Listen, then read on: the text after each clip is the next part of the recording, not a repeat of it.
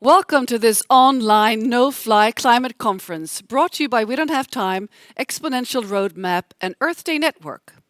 This is the fifth and final of 5 consecutive days that we've been broadcasting live here from Stockholm. And we have gotten so much traffic on our app that it's actually not working currently. So we have to upgrade the climate, the Google to the Google Cloud, and we will do this shortly. But just stay on with us on Twitter or on YouTube meanwhile. My name is Katarina Rolfsdotter Jansson, and I am the host of this program. Today, young people from all over Philadelphia came out to start putting some beauty back into... Coming into Philadelphia about an hour and a half ago, It doesn't make sense. I don't want anything to get in our way. Participamos da Revolução de 1900. The effects of the flood are still devastating. Starvation to get a lot worse. The epic fire season. Climate change is happening now. The Earth is burning. New vision that changed the conversation. Most likely battery-operated vehicles. This Climate Student International, what is it? Keep an eye on these wonderful people doing their utmost for the future of the next generation. Mike won't want to hear this, but I'm done with fossil fuels. Climate change, fighting climate change. Take climate change into account. And financial giants moving trillions to attain net zero carbon. Am I right? I think it would have an impact to halve emissions by 2030. A few minutes ago. In Davos, you've seen it, you heard it, you've read it. It required good education. Climate change, fighting climate change. Business is not doing enough. And what's the way forward?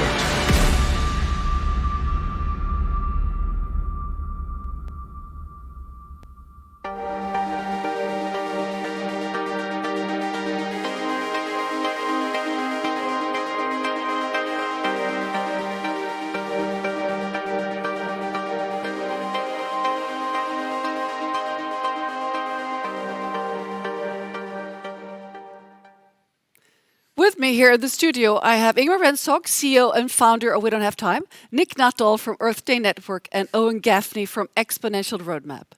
Nick, your conclusions from this fabulous week so far. We still have the show today, of course. Yeah, exactly. One quick question, because I have to ask some questions of the audience to the guests today. And so if the app is not up and running, try using Twitter with hashtag We Don't Have Time, and we'll try and get the questions to the guests. What's my take home from this week? I think it's because there's so many young people out there with so many interesting solutions to climate change. And they're not just interesting, they're actually doing it. And I think that's a real optimistic note that has been struck throughout this conference this week. Thank you, Nick. So, Owen, today's theme is local government, city development and transportation. Why is this theme important and how is it connected to Exponential Roadmap? We have, cities, they're the action arm of civilization. If you want something to happen really, really fast, then cities are the place it's going to happen. Cities are 70% of global greenhouse gas emissions. So if we want to take radical action, if we want to halve emissions, we need to be looking at cities for the big action. And in terms of cities, most emissions come from transport and from building. So it's about halving those two things predominantly. And it's possible, it's feasible to do that, and it's feasible to do that within 10 years. And we're seeing a lot of cities, taking up the baton, taking the kind of action we need to follow that roadmap. Thank you, Owen Gaffney. Ingmar, on the app, you can give climate love. By now, I'm sure all of you understand this. But you'd like to give some climate love here in the studio? Yes, some physical love. To all our partners and speakers, of course, that have made this conference possible. But we have a special partner with us, and that's our host here, Clarion Hotel, that has given the opportunity to be here and also sponsor us with very good rent. So, Cecilia, I would like to give you this from the whole We Don't Have Time team and Earth Day Week. Thank you so much. And we're so happy to have you here. So thank you so much for being here. Cecilia, why is Clarion Sign doing this? Well, we're doing this because the climate is something that's very close to our heart, and sustainability is really important to us. So we're super thrilled to have you here, really. And I've noticed in riding the elevators, for instance, that there are signs, the global development goals. You do work with them, don't you? Yes, we do. So we have weekly breakfasts that when we talk about sustainable start, sustainable goals. And so, yes. Well, thank you very much for taking such good care of us. Thank you so much. We will now move to listen to the first keynote presentations. Yanna Badet and Matthew Chapman from Climate Reality. As a child, Yanna Badet became conscious of her own actions within the environment, making her passionate about preserving it. Today, she is an environmental scientist specializing in community engagement and a climate reality leader in Europe.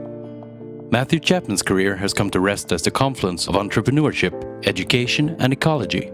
He is a co-founder of the Montreal Climate Coalition and national campaign manager for the Climate Reality Project Canada. The global climate reality project that unites Yanna and Matthew was founded by former US Vice President Al Gore and empowers everyday people to become activists equipped with the tools, training, and network to fight for solutions and drive change planet-wise. Hello there, Yanna. Great to have you on the show. Please give us your presentation. Hi, Katarina. Hello, everyone. Thank you for having me. Yes, you're most welcome. I want to tell you about the importance of local governments and why it is key to fighting and adapting to climate change. So what is local governance? It includes local government, but it's not just about those specific services that keep our cities and communities running. Local governance is a much broader concept. It is defined by collective action at the local level. That means every one of us can get engaged in shaping our communities and how we live together. And that's an empowering proposition with lots of possibilities. We can all participate and help guide the direction of our future. And there is good reason to start here. We tend to care most about the places we live in, right? We experience the effects of our actions more directly. And maybe that is why local governments are taking the initiative and are often leading the climate fight, declaring climate emergencies for their communities and moving ahead even without national guidance, such as a lot of cities and communities in the United States, for example. Sorry, I'm coming. So how do we go about this? You are probably watching this conference because you care about the Earth, your community, and your family's future in it, right? With that in mind, I would like to briefly share with you 3 key ways you can kickstart collective action that will also make our communities nicer to live in. 1, have many conversations. Talk together about the future of your community. 2, dream together. Create a vision of the future. And 3, boost the power of local community. What we are experiencing now due to the global health crisis has shown us what is possible in terms of global and local response if we all work together. And this level of effort is what's needed. So the overall challenge is clear. To keep our Earth inhabitable for all of us, we need to quickly transform our communities. We need to free ourselves of fossil fuels and bad air quality and make our surroundings climate positive, regenerate, protect our ecosystems and our resources for the future. We don't have time, as atmospheric CO2 concentrations are already way too high, and we are already experiencing the effects of climate change at the local level everywhere. So we need to mitigate and adapt to climate change. We want to do all this while just being just and making our communities economically viable and livable and dealing with the effects of climate change and our usual issues, right? So where to start? Back to number 1, talk about it, have lots of conversations. Get to know your community's challenges and perspectives. Find out what your community is already doing. Does it have a climate action plan? A greenhouse gas inventory? Are actions actually being implemented? Or are these plans just racing shelves? So know what people care most about locally. What are some of the barriers to change? Knowing these local challenges and dreams helps in defining the solutions. The good news is we can reduce our CO2 footprint with solutions we have at hand, and we heard about that all week. It is possible, even on the individual level, to meet your personal Paris Climate Agreement goal, yet a systemic approach will really help scale it and make it easier. So the solution lies in collaboration. So point number 2, dream together. Create a vision that is big and bold and beautiful. Since our world has nearly stopped, it's a brilliant time to reflect on what we cherish about our lives and our community and what we could improve and what to protect. So gather your friends, your neighbors, everyone you know. What are the things you're most grateful for? What can you do without? What do you think could be done differently and better? What makes you happy? What would your best new normal be? So our current new reality shows us how vulnerable we are and have been, and it's making us aware how important our immediate communities are and how preparedness and solidarity can really help us. I've worked with communities in California and Germany, and through Climate Reality, have presented to hundreds of community members. And everyone I meet cares about their community and wants to do the right thing. That gives me a lot of hope. There's a big desire to understand what we can do to make our communities more resilient and climate positive rather than being part of the problem. So we can win through collaboration and showing up together, and today online. My third point, boosting the power of local community. Community leaders are often a little hesitant and need encouragement and support to change existing policies. And they're worried about making hard and possibly unpopular choices. So formulating goals and desires and support local government with collective action, it can really help. So network and team up. Boosting the power of local communities means it's really important also to leave no one behind and to bring everyone along. So climate justice and equality are really key issues to address in this process. And this is where Climate Reality Europe is getting really engaged too. And they have a program called Black to Green in Poland, where this picture is from, and it helps define a green vision for the community and is empowering NGOs and local stakeholders there to push the domestic climate debate, which Poland still burns a lot of coal and they have a lot of air health quality and health issues locally. So this program also includes financial tools that the workers in the communities don't lose out in the transition. And this is really important. Last but not least, so even though political decisions are in the hands of our national and global leaders, communities can create change locally, and they, more importantly, even can inspire and demand green progress. So local governance and communities are the place to make it happen. For this, all hands are needed, and to build community and to be human together. Thank you. Well, thank you very much for your inspiring presentation, Yanna. And let's now go to your colleague, Matthew Chapman from Climate Reality Canada. Katarina, it is great to be with you all. Thank you for joining us. So Climate Reality Canada is the Canadian branch of the Climate Reality Project. And typically what we do in a normal year that is not impacted by a global pandemic is we give these trainings. Al Gore will convene up to 2,000 people. A Canadian contingent from the most recent training in Minneapolis last year. What do we do once we bring these leaders back to their hometowns? We propose to them to get involved locally, certainly continue whatever projects they were currently undertaking, but also collaborating together to make sure that there is support and the network is used, the social network built through these trainings. So focusing on their local communities, driving forward, leading themselves, not waiting for another organization, be it global, national, provincial, but saying, you know what, this is our city, this is our responsibility, we're going to take this on. And that's really a key feature of what Climate Reality in Canada is doing through the Climate Hub initiative. And finally, diversity. Really important that these groups reflect the diversity, generational diversity, ethnic diversity, cultural diversity, income diversity of their communities, so that the proposals and solutions that they push forward are reflective of the entire community's desires. One of the ways we do that is through coaching. So these are our coaches across the country, and I would encourage all organizations represented on today's broadcast, if you're a volunteer, if you're an organizer yourself, if you're on the board of directors of an organization, to look at how you can optimize your resources to equip and empower people. So that's what we're up to in Canada.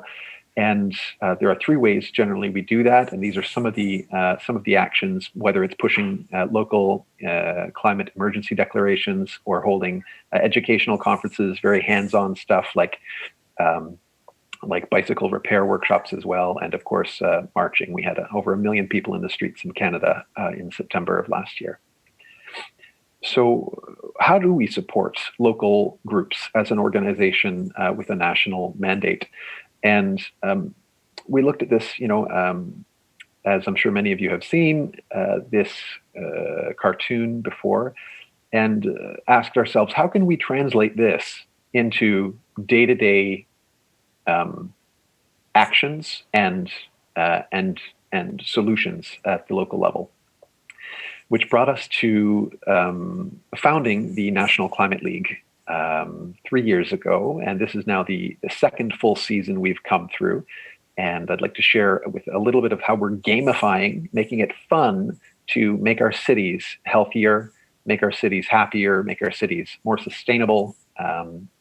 And you can see across the country, we have about 25 cities that are participating, where we have groups of citizens asking their municipal councillors to submit key data points around quality of life and reduced emissions. So not only do environmentalists care about these things that we're asking for, whether it be air quality or road safety for cyclists and pedestrians or waste management, but the average citizen does as well. And some of our indicators also touch on affordability. Running down the clock, so I'll jump to the juicy part here. One of the surprising conclusions is that a city like Calgary in the oil patch in Canada still has reasons to celebrate, and it's really important that we're able to recognize that through this kind of initiative. So they had the longest bicycle network in the country. So with that, I just want to thank all of these people that were involved. It is very important in any citizen building and capacity building initiative that we recognize all of the wonderful people that played very important roles in achieving it. And I will leave you with a final invitation. I'll jump over this, but you can jump back to it afterwards. A final invitation to a webinar around air quality taking place on the 8th of May at standard time here in North America. Have a wonderful afternoon in Europe and whatever time it is. Thank you very much for joining us. Well, thank you very much, Matthew. And let's bring back Yanna for some Q&A. Yanna and Matthew, what brings you the most hope right now in this situation when it comes to climate action, from your perspective? Matt, you want to take that first? Sure.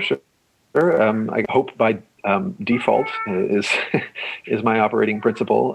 Certainly having a child forces you to have hope, because it's a scary proposition if you don't.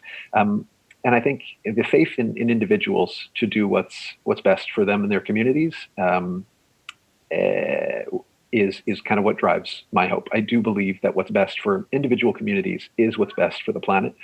Unfortunately, that's not always what our culture has taught us. And that's a question for media, that's a question for advertising, that's a question for the way that our political leaders speak to us as well. How about you, Yanna?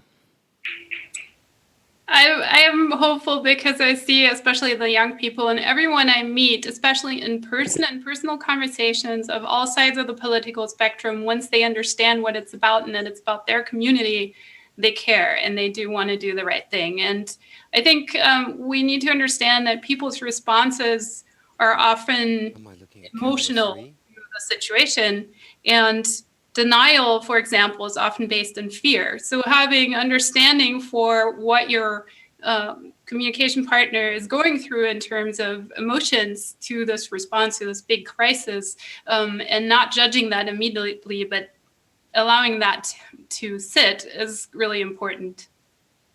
Thank you, Yanna. Nick Nuttall, we don't have any questions on the app right now because it's still being upgraded. Yeah. But do you have questions yourself, I'm sure, and also from Twitter? Well, I wanted to actually reflect on some of the questions we had earlier this week, and I think they're very relevant to the city discussion, which is that when we had the Paris Agreement in 2015, we had pretty much a universal agreement of all nations at the level of national governments.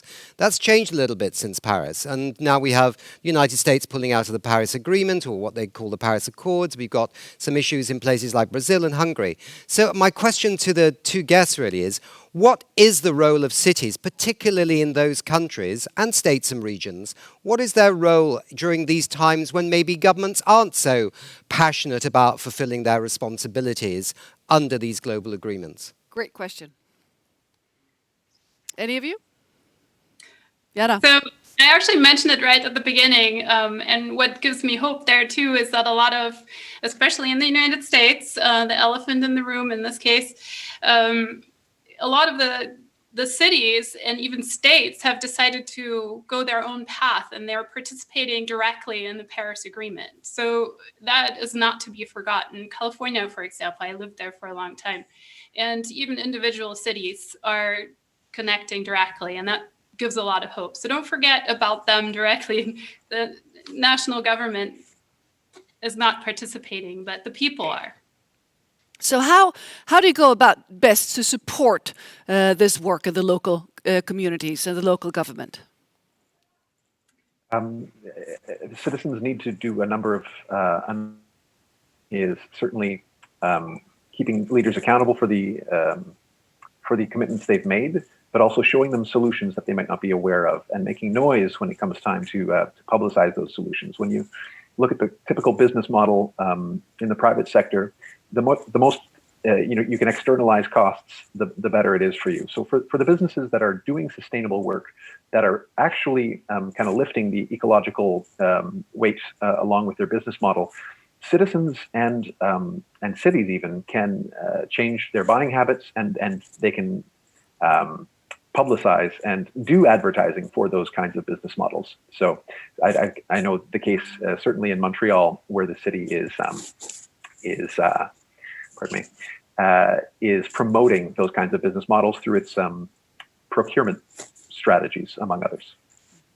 Well, thank you very much, Matthew, and thank you, Yanna, for your fantastic work. For those of you that feel that, I'd like to do this in my local community, check out Climate Reality on their webpage. We are now going to move on to a news sweep. Ciudad Emergente builds urban innovation to improve the quality of life in developing cities. It achieves this through the management of information platforms and high-impact participatory projects. Their methodology is built on the capabilities approach, elaborated by Amartya Sen. Swedavia plans for no-emission flights. All the airports run by the company should be able to handle electric planes, and by 2025, the first commercial route should be in place. This is part of Swedavia's roadmap towards only fossil-free domestic flights in 2030. The Environmental Protection Agency suspends enforcement of environmental laws amid coronavirus. The temporary policy, for which the EPA has set no end date, would allow any number of industries to avoid following environmental laws, without fear of being punished.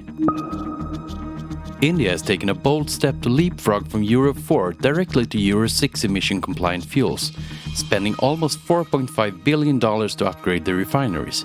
This is a positive step as a stopgap arrangement until the Indian government has implemented legislation for phasing out fossil fuel vehicles. Swedish shipping company Wallenius is building a wind-power ocean-going merchant ship that is almost entirely emission-free. The ship is said to reduce CO2 emissions by 80 to 90% and offers space for 6,000 vehicles. A first maiden voyage trip is scheduled for the autumn. If realized, this could set an incredible record as a practically emission-free sea transport. We need to connect globally to discuss solutions and act locally by implementing them. Do you have a message for businesses and politicians in your local community? Create your own climate review in the We Don't Have Time app. Let's now take a look on how the app works. Do you want to act on the climate crisis but don't know how? With our app, you can send climate reviews to organizations and leaders. Our team reaches out to the organization to encourage dialogue. Just download We Don't Have Time.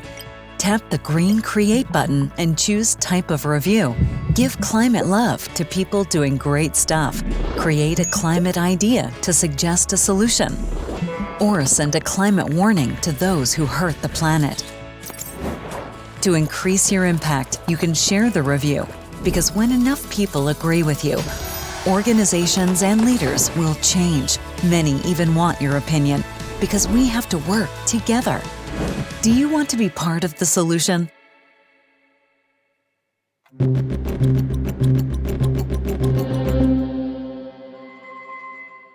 We now have a panel coming up, but first the panelists will present their cases. The first case is from Mariestad in Sweden. Meet Susanne Wallner, business strategist, and Jonas Johansson, development director of Mariestad Municipality, a UNESCO model area for sustainable development in Sweden. Mariestad's unique Electra village is testing and demonstrating sustainable transport and energy systems to meet climate goals. Electra Village includes renewable energy systems, like Sweden's 5th hydrogen station and sustainable transport, with different types of fully electric vehicles and charging technology being tested. Logistics and purchasing are also part of the concept, with a logistics hub that replaces heavy transports in the city with smaller electric distribution cars. Hello, Susanne. Great to have you with us. Fantastic work you're doing. Please tell us some more. Yeah. With political courage and leadership, the Mariestad municipality has invested in the world's first solar cell hydrogen refueling station that can be operated totally off-grid. With the use of energy from sun and water, you can drive fuel cells car, for example. We do it in the home care in the municipality. The local business community is also involved to work with sustainable business models. As an example, you can, in the healthcare, let an ambulance refuel hydrogen and at the same time replenish with oxygen for hospital care needs. If you're a farmer, you can have your own hydrogen storage and connect it to wind or sun and drive your tractor on hydrogen, and then you have oxygen to your crops if needed, or maybe in a land-based fish farm. We have worked with small companies here in Sweden with a great potential that we see can go to export and grow. One of those companies is Nilsson Energy. Another company is Swedish PowerCell that contributes to this development from the region of Västra Götaland here in Sweden. We can also see that there were great big establishments, not least now with Metsä Tissue, that's establishments in Mariestad, and they're investing in a new factory which will be fossil-free in 2030. The investment is worth about 2.5 billion Swedish crowns. This is good for the people, it's good for the future, and we're open-minded in Mariestad. And if you want to contact us, don't hesitate. You're more than welcome. Thank you very much, Susanne Wallner. And let's now go to the next case, Arvit. Oh, I'm sorry. Jonas will be talking to you, so sorry. Here we go. Welcome, Jonas. Hello. There you are. Yeah, thank you. Sorry. Please. Hello. Give us your presentation. Yeah, just add what Susanne said, that we have also spread our initiative globally, because last year we were contacted by a city in Australia, the city of Warrnambool, and we have visited them, and we work together and collaborate for a greener industry in the future. And this I will tell you that is in practice and real, is to show that the step forward for the climate, and at the same time create new businesses opportunities in a medium-sized city in Sweden, can inspire and start collaboration on the other side of the globe. And that's very interesting. As we say within We Don't Have Time. Together we are the solution. Well, thank you very much, Jonas. Let's now go to Arvit. Meet Sandra Frank, co-founder and marketing director of Arvit, which develops buildings, communities and cities in wood. The building industry is one of the world's biggest polluters, using primarily non-renewable fossil materials like steel, glass and concrete. Arvit is planning the world's first wooden city and actively disseminates knowledge of how to literally grow cities, starting as forests. They advocate that if we replant and use our forests to build future cities, we'll always have building materials available as long as we take care of the forests. At the same time, we'll have cleaner air plus natural carbon storage in the wooden structures that are built. Hi, Sandra. This is so exciting. Please tell us some more. Yeah, we started planning our first massive all-timber house about 10 years ago, and it was finished by 2013. Since then, we have kind of traveled the world because we realized that this is a new knowledge that everybody has to know. So just to talk about why and how we build our future cities out of the forest. Timber and wood is the only renewable building material that we have. And we think it's time to widen the name of fossil free. It's not just fossil fuels, it's all materials that will end one day. So all other building materials are fossil materials. And while the forest grows, it gives us oxygen, it binds carbon dioxide, which is so important for all of us for the future. Because to reach all our global goals, it will not be enough to lower the emissions. We will have to bind the emissions that's already out there in the atmosphere. So we just want to spread this word that if we use timber and wood to build our future cities, we will have a carbon capture storage, a natural one. And also very healthy buildings, of course. Yeah. Thank you very much, Sandra. Let's now move to the next presenter from Urban Green. This is Therese Lundstedt, CEO of Urban Green, a company that is making cities greener, rooftop by rooftop. The greenery they add to roofs prevents stormwater floodings and supports biodiversity, for instance, by protecting important pollinator populations. These green roofs also mean fewer hard and dark surfaces, therefore reducing temperatures in cities and in each specific building. Urban Green has built hundreds of green roofs and has patented a way to grow sedum on the spot, which reduces transportation to the construction site. Named Future Female Leader of the Year, Therese left behind a career in the finance industry to lead Urban Green in their mission to create greener cities. Thank you, Therese. I just love green roofs. So how has your work been received so far?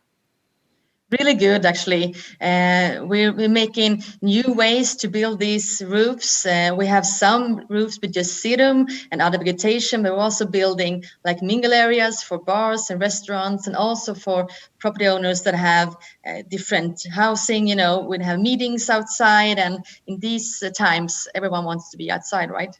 So, well, wonderful. It's really good. It's a good trend for us.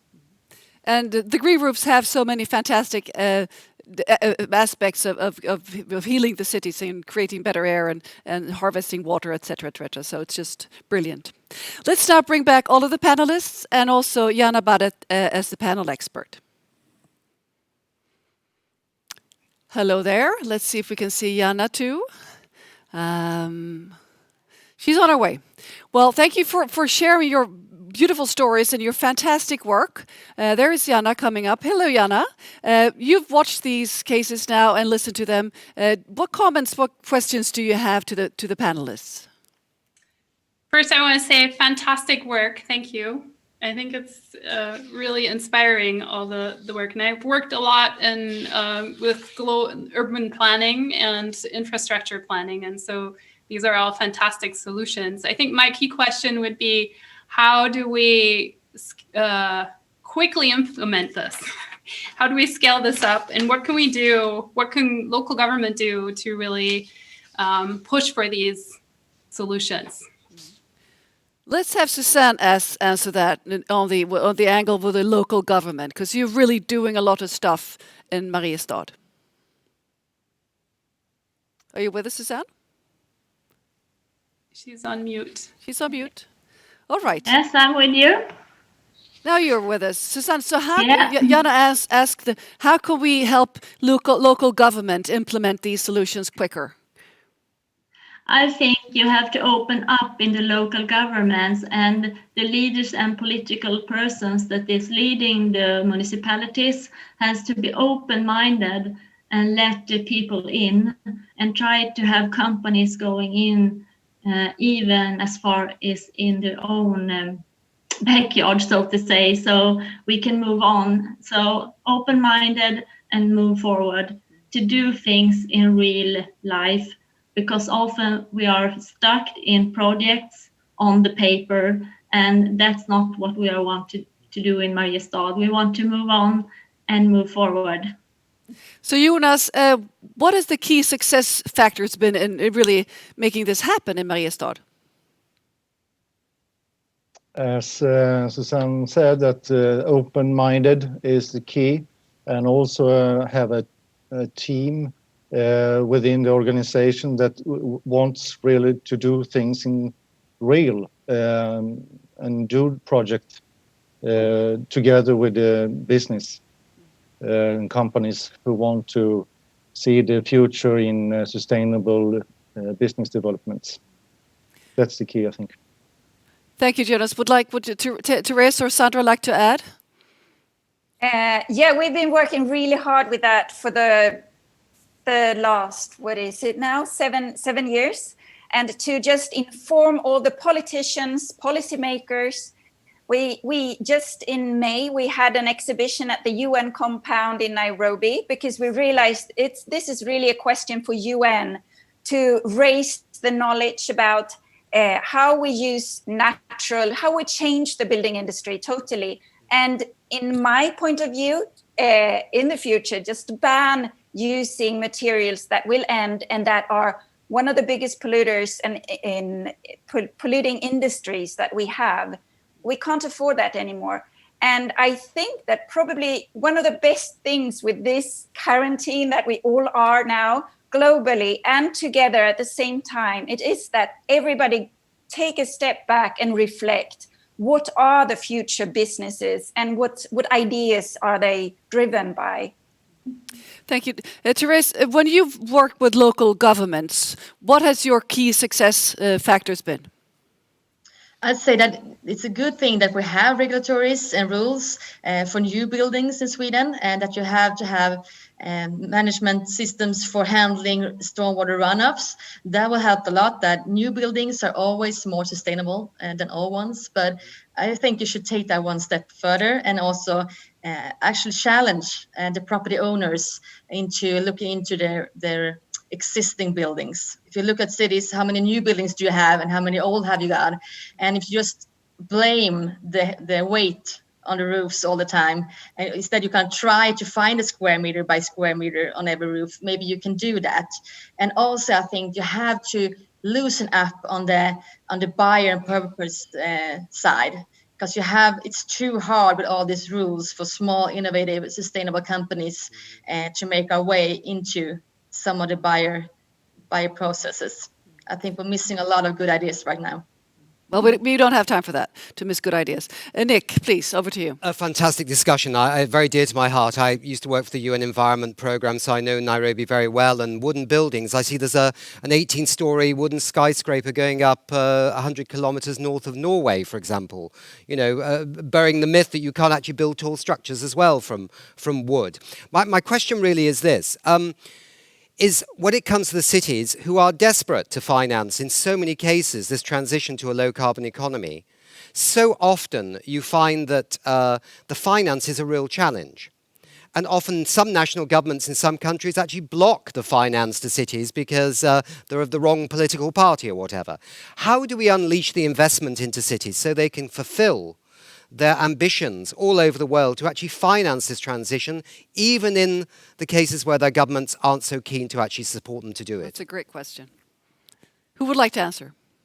Me. Go ahead, Susanne. I can answer. Perfect. Go ahead. Yeah. I think you have to show the political leaders the numbers, the figures, and the economy behind the projects that you are doing, so that you can show what it really means. For example, we've been counting now on the hydrogen station, and we can see we have a totally circular system that is fossil free.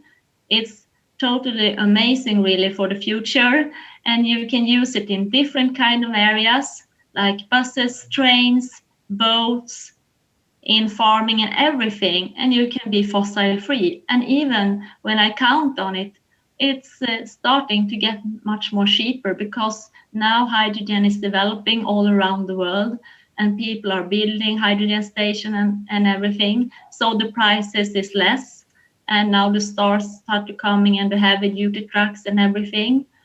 So I think you have to show the figures more sincerely and show them really how you can do business on it, because that's possible today, much more possible in this kind of systems than it was before. So I think it's a great future if you can show the economy in this kind of circular system today, because you can really do business on it. Well, great. Thumbs up from Yanna. How about you, Sandra? With your work with Arvit, has it been difficult to find financing?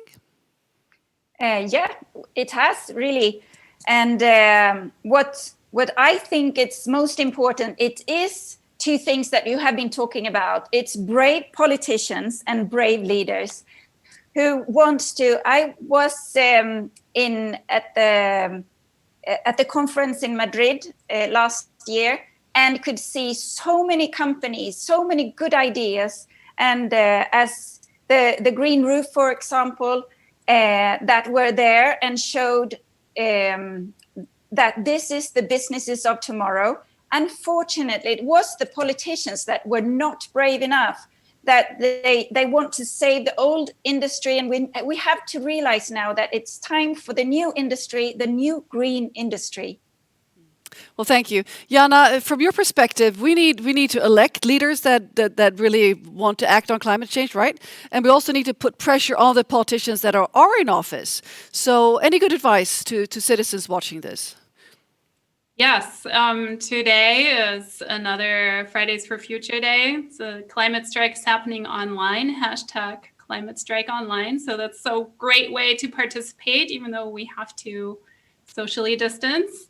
And I think what I said in my talk in the beginning, it's really important to understand that we all have a lot of power in this process, and our politicians in particular, and even local government, if we can support them, and I want to just phrase this positively, that can really move things along quicker and have them think outside of the box. And I think that's really key, is like getting together. I have a community here in Northern Germany where I work pro bono, and we're just all getting together. We're like 70, 80 people coming up with solutions on how to become climate neutral by 2030 for our entire community, for the different sectors, and really thinking it through. And we're putting together goals and ideas to present to the politicians and to community leaders and say, this is what we want as a community.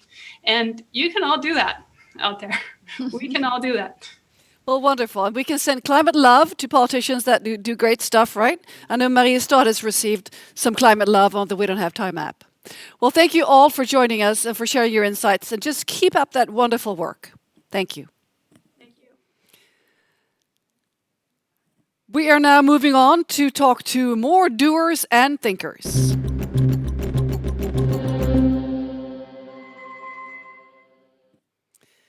Let's now address the climate crisis from the Australian perspective. This is Vari McClement. She helped launch the Good On You app, which rates clothing brands on their environmental, human and animal rights impacts. She is also a former journalist and a climate activist in Australia. This is ecologist Leslie Hughes, previously a lead author at the IPCC and an Australian climate commissioner. Today she is a founding councillor at Climate Council of Australia, bringing independent climate change science to the public. Meet Earth System Scientist Will Steffen, a councillor on the public-funded Climate Council of Australia, an emeritus professor at the Australian Natural University Canberra, a senior fellow at Stockholm Resilience Centre, and a member of the Anthropocene Working Group. Meet Giordano Nani, creator and writer for Honest Government Ads, a popular political satire series broadcasting on YouTube, which tackles some of the key issues in our times, with a focus on the climate emergency. Since Australia is sound asleep as we are airing this broadcast, we have a pre-recorded panel talk from Australia. My name is Vara McClimate. I'm a strategic comms specialist working in climate campaigns here in Australia. I'm joined today by Professor Leslie Hughes, a biologist and Pro-Vice Chancellor at Macquarie University and a councillor at the Climate Council. Professor Will Steffen, Emeritus Professor at Australian National University in Canberra and a councillor at the Climate Council. And Giordano Nani, historian and satirist and founder of The Juice Media. If I can start with you, Professor Hughes, why is it that Australia in particular is so prone to these kinds of devastating climate impacts? Well, Australia has traditionally been thought of as a land of droughts and flooding rains. It comes from one of our most famous poems. So we already have a highly variable climate. Then last year we had our warmest and driest year ever. Professor Will Steffen, we are a signatory to the Paris Climate Agreement. Are we doing enough? Are we reducing our emissions? We're having these devastating effects. What are we doing to reduce our emissions? Yes, we are indeed a signatory to the Paris Agreement, but we aren't even coming close, not even close at all, to doing what's required to meet our obligations. First off, our targets, which are 26 to 28% reduction on 2005 levels by 2030, are pathetically weak. To meet the 1.5 to 2 degree target, the earlier advice from our Climate Change Authority was that we should reduce our emissions by about 50% by 2030. So our target's only half of what it should be. And even with that, we're not even close to meeting that pathetically weak target. Our emissions, if anything, have been drifting upwards for the past 5 or 6 years.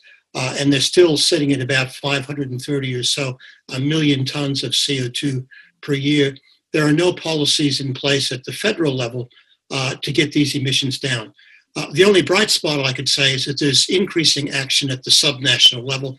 Many states are now taking some pretty vigorous action, as are local communities. But so far, that has not made an appreciable difference yet in our national accounts. So the simple answer is no, we're not doing nearly enough to meet our Paris commitments. Giordano Nani, if I can bring you in here, your company, The Juice Media, releases sort of fake public service announcement videos pretending to be from the Australian government, but highlighting failures, as it were, in policy and action. We, rather than fake government announcements, we like to call them honest government announcements. We produce a series called Honest Government Ads, which obviously are not real government ads, but the reason that they've become so popular is precisely because they provide an honest, they translate the government's rhetoric around so many different issues and policies and topics, and sort of condense them into an honest message. And the message that we've really focused a lot on is climate. So my way to answer your question really comes from sort of, I'm not privy to polls and sort of this kind of stuff, but my answer, the short answer is, does Australia get it? I would say no. And I'm wondering, with the coronavirus, we're now thinking about science again. We're talking to scientists. We're looking to scientists for the answers. We have two scientists here, Professor Steffen and Professor Hughes. Do you think that the current crisis that we're going through is going to make science more relevant? Will people listen to science more? Will this be ultimately a good thing for the climate change movement, or is it taking the focus away when we need it to be on climate change? Well, I think both of those things, actually. We'd certainly like to think that science will be taken more seriously in the future. I think that the current crisis does show that governments, at least some governments, can act rather rapidly and decisively and dramatically to deal with the crisis. Some governments around the world are doing that better than others, but all governments are doing something, and they're doing it pretty quickly. I'll just add a bit to that. I think that's absolutely right. I think the optimistic scenario might be that as we get COVID-19 under control, whenever that might be, people do remember and realize that there are more important things in life than GDP, economic issues, and so on. And hopefully they will also then remember back to just prior to this pandemic, what Australia was going through. I think there have been some studies out that say there's going to be some long-lasting psychological impacts of the fires that are now suppressed, as Leslie said, due to the immediacy of the COVID-19 pandemic. But I hope that when things settle out on the health side of things, there will still be a strong memory in the psyche of many Australians, particularly along the East Coast, of what they'd been through. It was truly horrific, and I don't think it's actually going to go away totally. So I hope the combination of the two, the pandemic and the bushfire crises, will start people thinking more deeply about what's really important in life, how we might want to change the way we go forward after these crises. So there could be a silver lining after all, I think, in all of this. If I can just also add something, we've all learned about the concept of flattening the curve, and I feel like that's such a pertinent concept, a visual concept to map back onto the climate emergency, because we're often told that the longer we take to address the climate emergency, the bigger the cost, the bigger the impact, the bigger the death toll as a result of climate emergency. But if we can flatten the curve of climate change and address it sooner rather than later, we can manage the impacts. And I feel like that until now, that was such an abstract concept for many people. Whereas now we're seeing the consequences of not dealing with an emergency quickly played in fast forward. There's this COVID-19 is like climate change in fast forward 100,000 times. It is such a valuable lesson to learn if we learn from history. And usually we have to learn from history over the period of decade of centuries, but now we can literally learn from it in a period of months, which is, in a sense, it's almost a blessing. So looking forward then to the end of the year, if there's a new kind of shift in the rhetoric of get used to it, we're going to head to Glasgow to the next climate international conference. What role do you think Australia is going to play there? Is it going to be helpful, Professor Hughes? Who knows? I'm not particularly hopeful with this government, because I think this government is always looking for excuses not to act, because deep down, most of them don't really think it's that important. So my fear is they'll use the pandemic as a reason to be even more recalcitrant than they've been previously. But I really, really hope I'm proved wrong on that. Thank you so much, Professor Will Steffen, Professor Leslie Hughes, and Giordano Nani. Thank you for joining me. Thanks for having us. Thank you very much, Australia. Let's now go to Paris. Meet Patrick Noël and Fakrou Akbarali. Their dream is to reinvent the Silk Road while promoting green mobility by riding a solar bike from Lyon, France to Canton, China. A journey of 12,000 kilometers or 7,500 miles in less than 100 days. Hello there, Patrick and Fakrou. How are you in Paris today? Hello, this is very good, and I'm particularly happy to be there. Wonderful. So, riding a solar bike to China sounds like a pretty crazy idea. Please tell us some more about it. Good. Thank you. This is a long story because right now, if you can see my screen, it's based on a Blue Bike Innovation Tour. You know, we need to be resilient due to coronavirus. We have decided 2 weeks ago to cancel the sun trip because we don't have the authorization from France to China. But we have decided to keep the same way of doing it. It means we will continue the story with 12,000 kilometers, on 100 days, but we will change the itinerary. And we will be nice to cross the European countries to Eurasia and to go down in Russia, for example, but we will be agile in terms of trip and in terms of daily life. And this is the message that we will expect to have. Just for your information, this is a nice project which is based on 2-year story. Initially in Nokia Bell Labs, and thanks to Jean-Luc Bella, the president of Bell Lab France, and Nokia Paris-Saclay, supporting this project because it was based on a first training session with MIT, TheoryU, and we were in charge to deliver a prototype, and the prototype was a solar bike, and this is the beginning of the story. And right now, we're engaged to prove something else from ourselves, but also to each other, based on the climate environment, which is key for this project. And we have some nice sponsors behind, such as the 4 that you can see on the screen, which is really the mentality of we have in terms of fields protection, in terms of climate alerter, with Climate College, La Fresque du Climat in French. We don't have time relaying it in terms of application with a key message or a search of a new ID. And also the circular economy, because the circular economy is key in this sort of project. And thanks also to the organizer, Florian Barry from the Centrip. He's a little bit sad right now, but this is the life, and we will expect to have it for the next year. If you look at the story, based on the key green innovations, what we have right now, we have by the air, the solar impulse. We have on the sea with Energy Observer, or Planet Solar, or Sea Cleaner. But we have nothing related to the Earth. And the Earth is the key of this sort of green technology. And this is the reason that we have decided to create a solar bike. If you look at the missions that we have defined for this long trip of 12,000 kilometers, it's around 4 missions. 4 missions with a key central goal. The key central goal is to surpass oneself.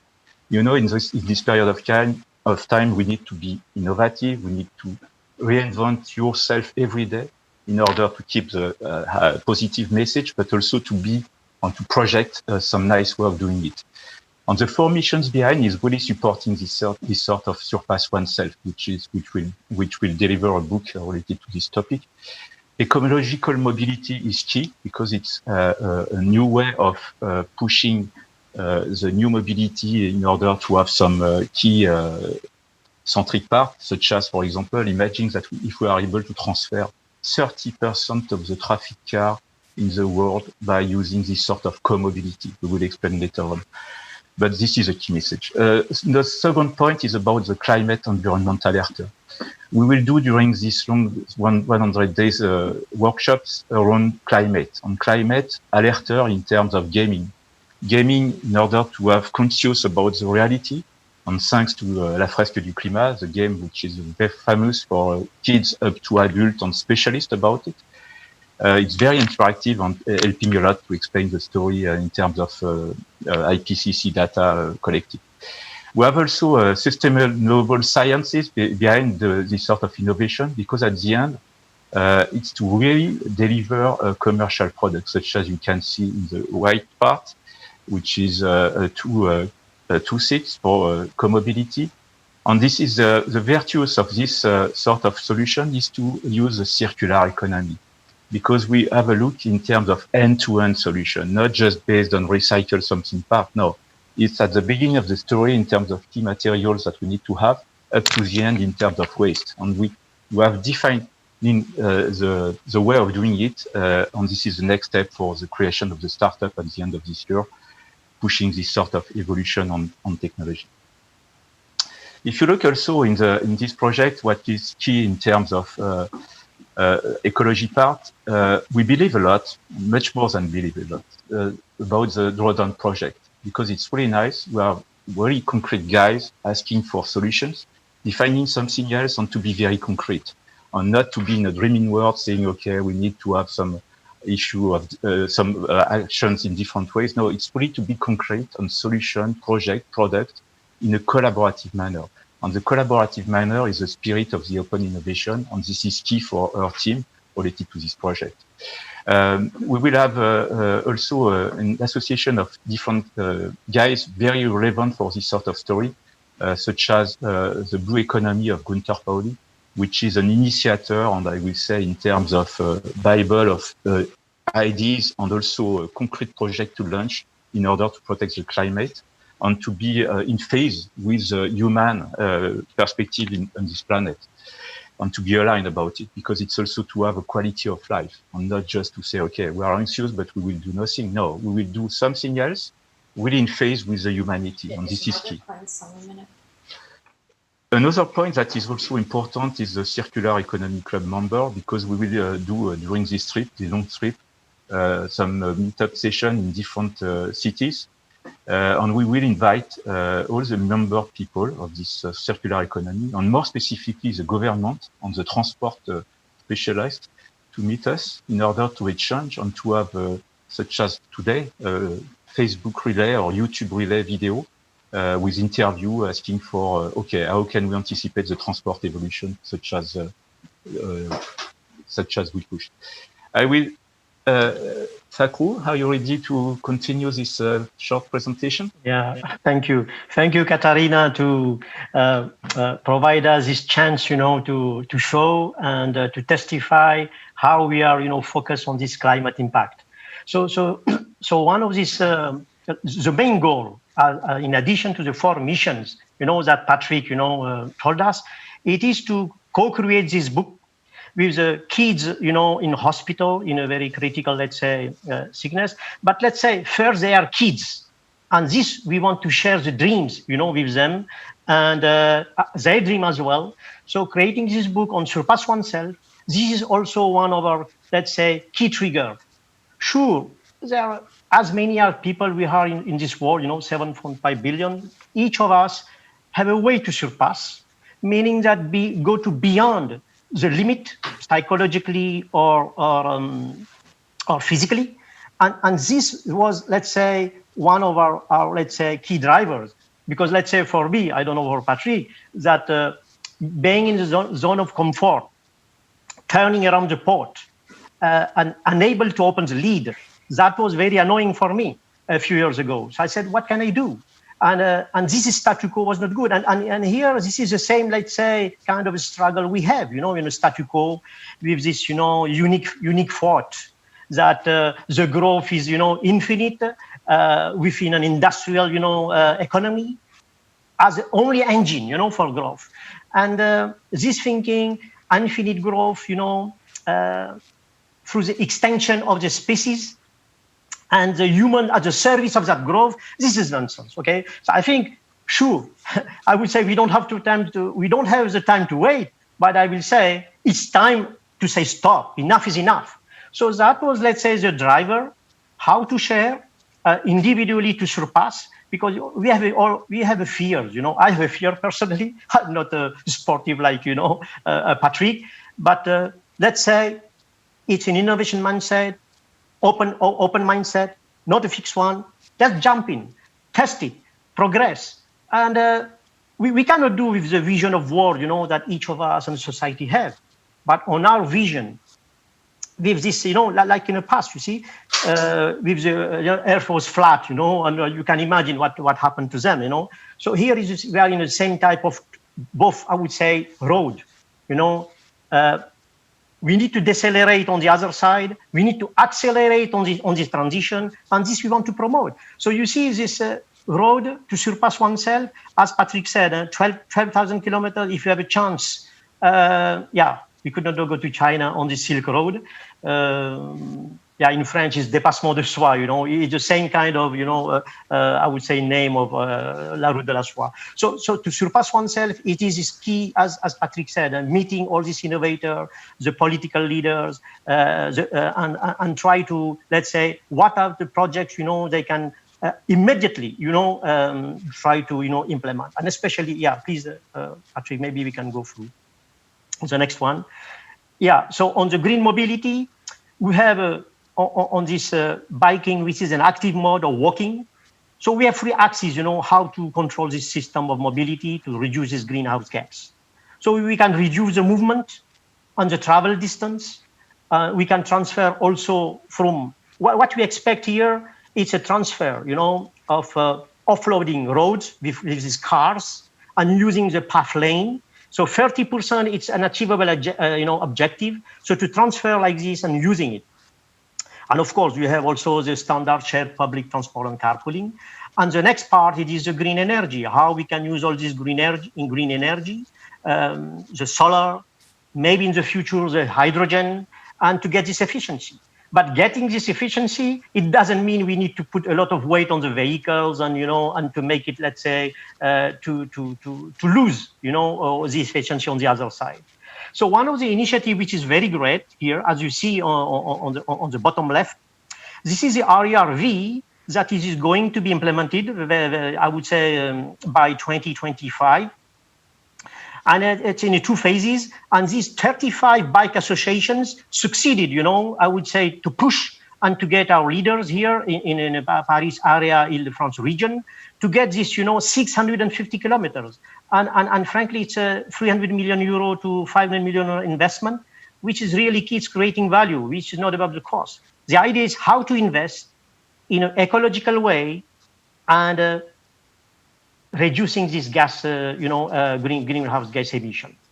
Please, let's see.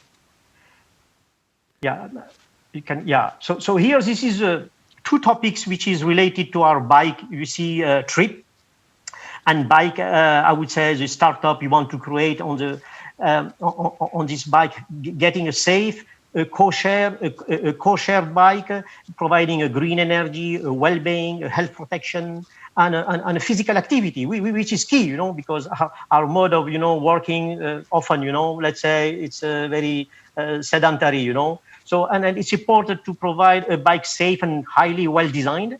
So you see these 2 projects are part of the 80 project of Drawdown organization, and it's creating value, not only for human, protecting extinction of a species, but also doing benefits. Here we are, these figures of financial have a clear impact. Not going that it is much more than other, meaning behind and not stepping in. So you see the bike infra is key. If they are not secure, people are not going to be familiar. And you can see in France, we are at only 4% of usage comparing, to Copenhagen, Amsterdam, and Berlin. We are far, to catch up this. So this is the idea to use the electrical bikes, use the usage, the functionality in this circular economy. It means that any waste should be reused, recycled, and not, put in the bin. Especially, we know 70% of all our products, they are going to be in a waste or recycled, not as we want. Thank you so much, Fakrou. Yeah, we have to conclude now from you, Patrick and Fakrou. Fantastic work you're doing, and it'll be very exciting to follow your trip. So stay in touch. Thank you.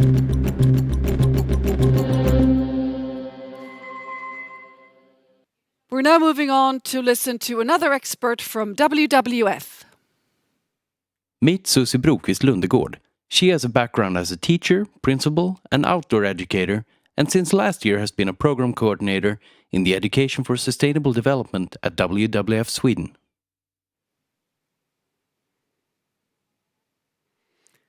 Hello, Susie. We're very eager to hear what you can teach us today, and you need to put your sound on, please. He told me he will do that, but he missed that. So. That's okay. That's okay. Hello, Susie. So we're very eager to hear what you can teach us. Yes, my screen just went away, my presentation, so I'll try to find it. Well, just keep on talking meanwhile. Yes, I keep on talking. Great. Multitask. Yes, I multitask. I'm a former teacher, so I'm used to multitask. I try. Here it is. Here it is. You can see it now. So I would like to present a project called Our City 2030. And this project is about letting young people be a part of sustainable urban development. And the project is based on education for sustainable development and is produced by WWF Sweden and is currently being implemented in partnership with Plan International in 4 countries, and it's Rwanda, it's Zambia, Uganda, and the Philippines. And the overall goal is to increase the students' action competence and to create dialogue between youth and adults to build trust and relationship between the ones who decides now and the one who's going to decide in the future. So this is a handbook you can see on the slide that the teachers get, and they can use it as a base, and then they can, of course, adapt it in their own context. And we have used this in several municipalities in Sweden. And they all took the handbook and then they adapted for their own context. And in the other picture, you can see a couple of students from Uganda who have made a very nice model of their future Kampala with solar panels and green areas and electrical cars and so on.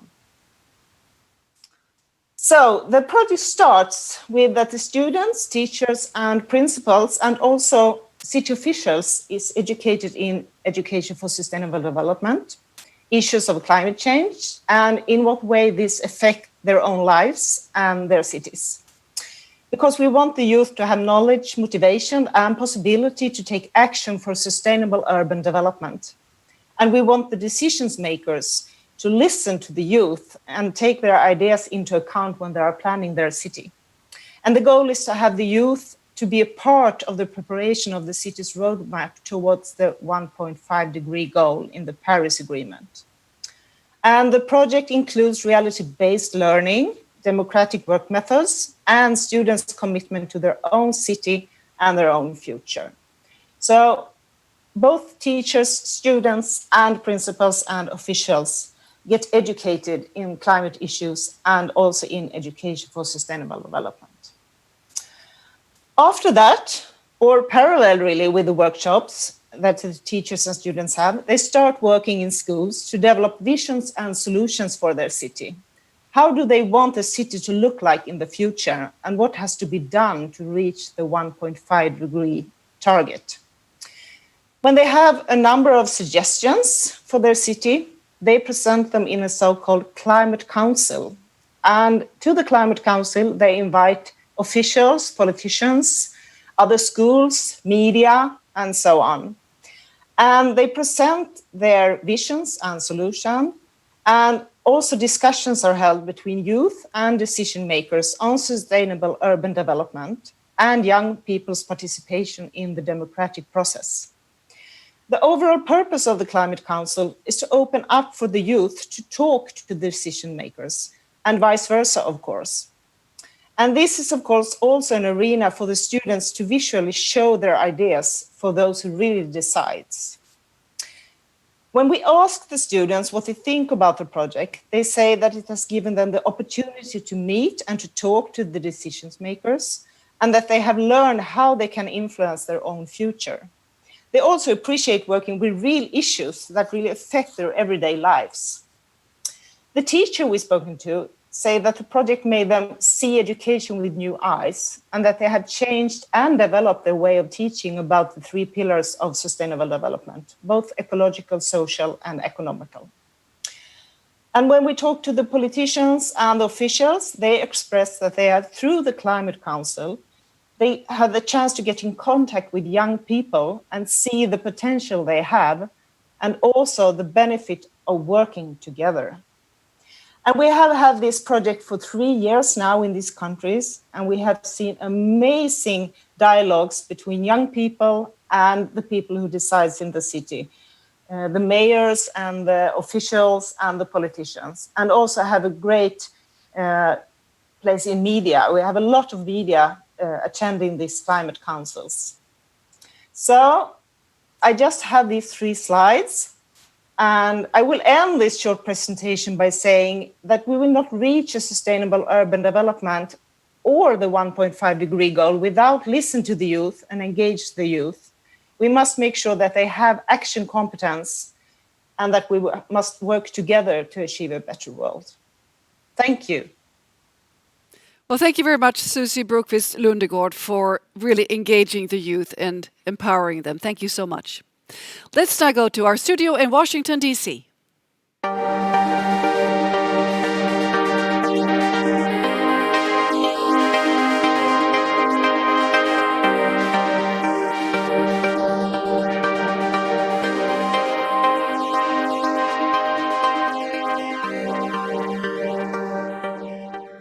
parachuter. What do you have lined up for us today? We have made it to our final day of programming here in Washington, D.C., and we have a fabulous lineup. We have famous atmospheric scientist Ben Santer. We have Margaret Klein-Solomon. She is the founder of the Climate Mobilization and a clinical psychologist and trained herself. We have Joe Britton. He was former chief of staff to Senator Martin Heinrich here in the United States and founder of the Business Climate Initiative. And finally, we have Tamara Tolles O'Loughlin. She is the North American director of 350.org and a climate justice warrior. So let's hear a little bit more about our first guest, Dr. Ben Santer. Meet Benjamin Sander, an atmospheric scientist who studies natural and human fingerprints in atmospheric temperature and water vapor, ocean heat content, and many other climate variables, and has been a lead author for the Intergovernmental Panel on Climate Change. Ben, thank you so much for joining us here today from the West Coast. It's a pleasure to see you. Thank you, Shweta. It's a pleasure to be here. So I'll let you kick off your presentation with just a little bit of an intro. You have been at this for 35 years, and since your historic 1995 IPCC report, I really just want you to, as you speak to the audience, to talk about if you feel your job is yet done, given that we have all of the scientific evidence and proof. There's still resistance. So what does that mean for climate science now and going forward? Please, over to you. Well, two events shaped my life. The first was in my early 20s, climbing the Aiguille d'Argentière in France and falling in a crevasse. I fell about 120 feet and saw this thin slit of blue sky above me. And the math was simple: reach that blue sky, climb out. And I did. No matter how bad my job has gotten, how difficult it's become, everything since then has been gravy. The other seminal event that influenced my life was what you mentioned. I was the convening lead author of a key chapter of the second assessment report of the Intergovernmental Panel on Climate Change. After 1.5 years of work, our panel came to the finding that, quote, the balance of evidence suggests a discernible human influence on global climate. Those 12 words changed the world and changed my life. It was the first time that the international scientific community had spoken with one voice and said, we see that humans are no longer innocent bystanders in the climate system. Humans are active agents of change in the climate system. That was a powerful lesson. And you asked, what does this lesson mean now, 25 years later, for my work? Well, it means my work is not done. You asked, what does this lesson mean for the science? This lesson means that it's critically important to continue talking about evidence. I think that climate scientists have studied the causes of change for decades now, but we have not done such a good job at conveying the richness of the evidence. We see human fingerprints everywhere we look, in the depths of the oceans, at the top of the atmosphere, in snow, in ice, in water vapor, in clouds, in atmospheric circulation patterns.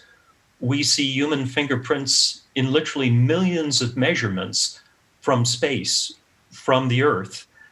And somehow we need to do a better job conveying that richness and internal and physical consistency of the evidence. So my work isn't done, my job isn't done.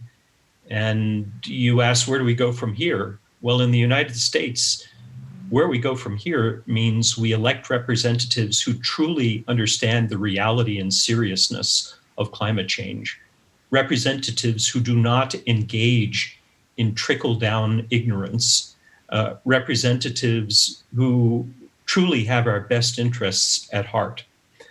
Inaction is not acceptable. So that's where we go from here. Thank you so much for sharing that and the wealth of evidence that we have around climate change. Similarly, there's a relationship to emerging and persistent infectious disease like COVID. And I'm glad to see you well and healthy now, but I know that you actually recently had your own scare with this. Talk to us a little bit about this relationship between climate change and COVID. What is the science telling us there? Well, in the United States, we front-loaded ignorance in our response to COVID-19. Some of our representatives engaged in magical thinking. COVID-19 will just magically go away. Some of our elected representatives ignored experts. They ignored science. They ignored facts. And now we are paying a heavy price for front-loading that ignorance. We're paying a heavy price in terms of lives lost and in terms of economic disruption. Front-loading ignorance means back-loading suffering. So one lesson learned from COVID-19 is we can't afford to front-load ignorance in dealing with climate change. And there are other lessons. Another lesson, powerful lesson from COVID-19 is this: we live in an interconnected world. No country is an impregnable fortress, completely isolated from the effects of COVID-19. We see that so clearly. No country offers complete sanctuary from the impacts of COVID-19. And no country offers complete sanctuary from the effects of climate change. The best defense against both a global pandemic and global climate change involves strong institutions and strong international partnerships. In a time of a global crisis, defunding the World Health Organization really helps no one. And at a time of ever-increasing climate disruption, exiting the Paris Climate Agreement is an act of folly. Another lesson that we've learned is that there are these, what I call interaction terms between climate change and vector-borne diseases. We know that for things like Lyme disease and for dengue fever. I would contend that we urgently need to better understand those interaction terms between our changing climate and infectious disease. That's another powerful lesson from this crisis. Those are some great takeaways. So we'll let that sink in, and we're going to come back to my questions after we turn to Stockholm. There's questions, in fact, from the audiences from around the world that are tuning in for you, Ben. Let's go to my colleague Nick in Stockholm. Yes, hello Shweta and hello Ben. We've been so successful this week that the app is momentarily disconnected, so questions from the audience are not possible. But I wanted to ask maybe Ben one personal question. Ben, I'm aware of your work. I used to work for the UN Environment Programme, so did some of the communications for the IPCC. We've had a very buoyant week with a lot of solutions about climate change, but one dose of reality that you've just given us, and maybe another from this question is, how long do you actually think we have before we actually get to the point at which the emissions are so concentrated in the atmosphere that actually, sorting this problem out is going to be just almost impossible or so tough that people are going to wring their hands and say we can't do it? I wish I could give you a good scientific answer. I can't. I can tell you that over my lifetime as a climate scientist, I've witnessed the emergence of a human-caused climate change signal from the background noise of natural climate variability. And I've also witnessed over my career the emergence of a signal in public understanding. Look at us today, having a meeting that involves hundreds of thousands of people all over the world. Look at the nations of the world sitting down in Paris at the same table and deciding that it's time. We have to do something to reduce emissions of greenhouse gases. So these twin signals in the science and in public understanding give me some cautious optimism that humanity will do the right thing. In the end, irrespective of whether you're American or Russian or Chinese or what your nationality or religion is, you have one prime directive: keep your children and grandchildren, the people you love, safe from harm. And most people care about that prime directive. Most people will, in the end, do what it takes in order to keep their loved ones safe. So I'm hopeful that over the next few years, we will indeed, even in the United States, recognize the fierce urgency of now and the imperative of effectively and quickly reducing emissions of greenhouse gases. The window of opportunity is narrow to do that. 10 years, 20 years, the sooner the better. So my job is to make sure that we shove the science in people's faces, that they understand that doing nothing is not acceptable. Thanks very much indeed. Thank you a lot. Bye. Back to Washington. You. Cheers. So given that our theme today is governance, and we're talking about action top-down. We heard from Nigel Topping, Christiana Figueres earlier in the week, and we have youth activists and a lot of mobilization happening locally and on the ground. Where does climate science fit into this, aside from just being the wealth of proof that is really motivating a lot of this activity? Where does the science and actually climate scientists like yourself fit in contributing to these actual communication and climate change efforts that are underway? Talk to us a little bit about where you see yourself in that role.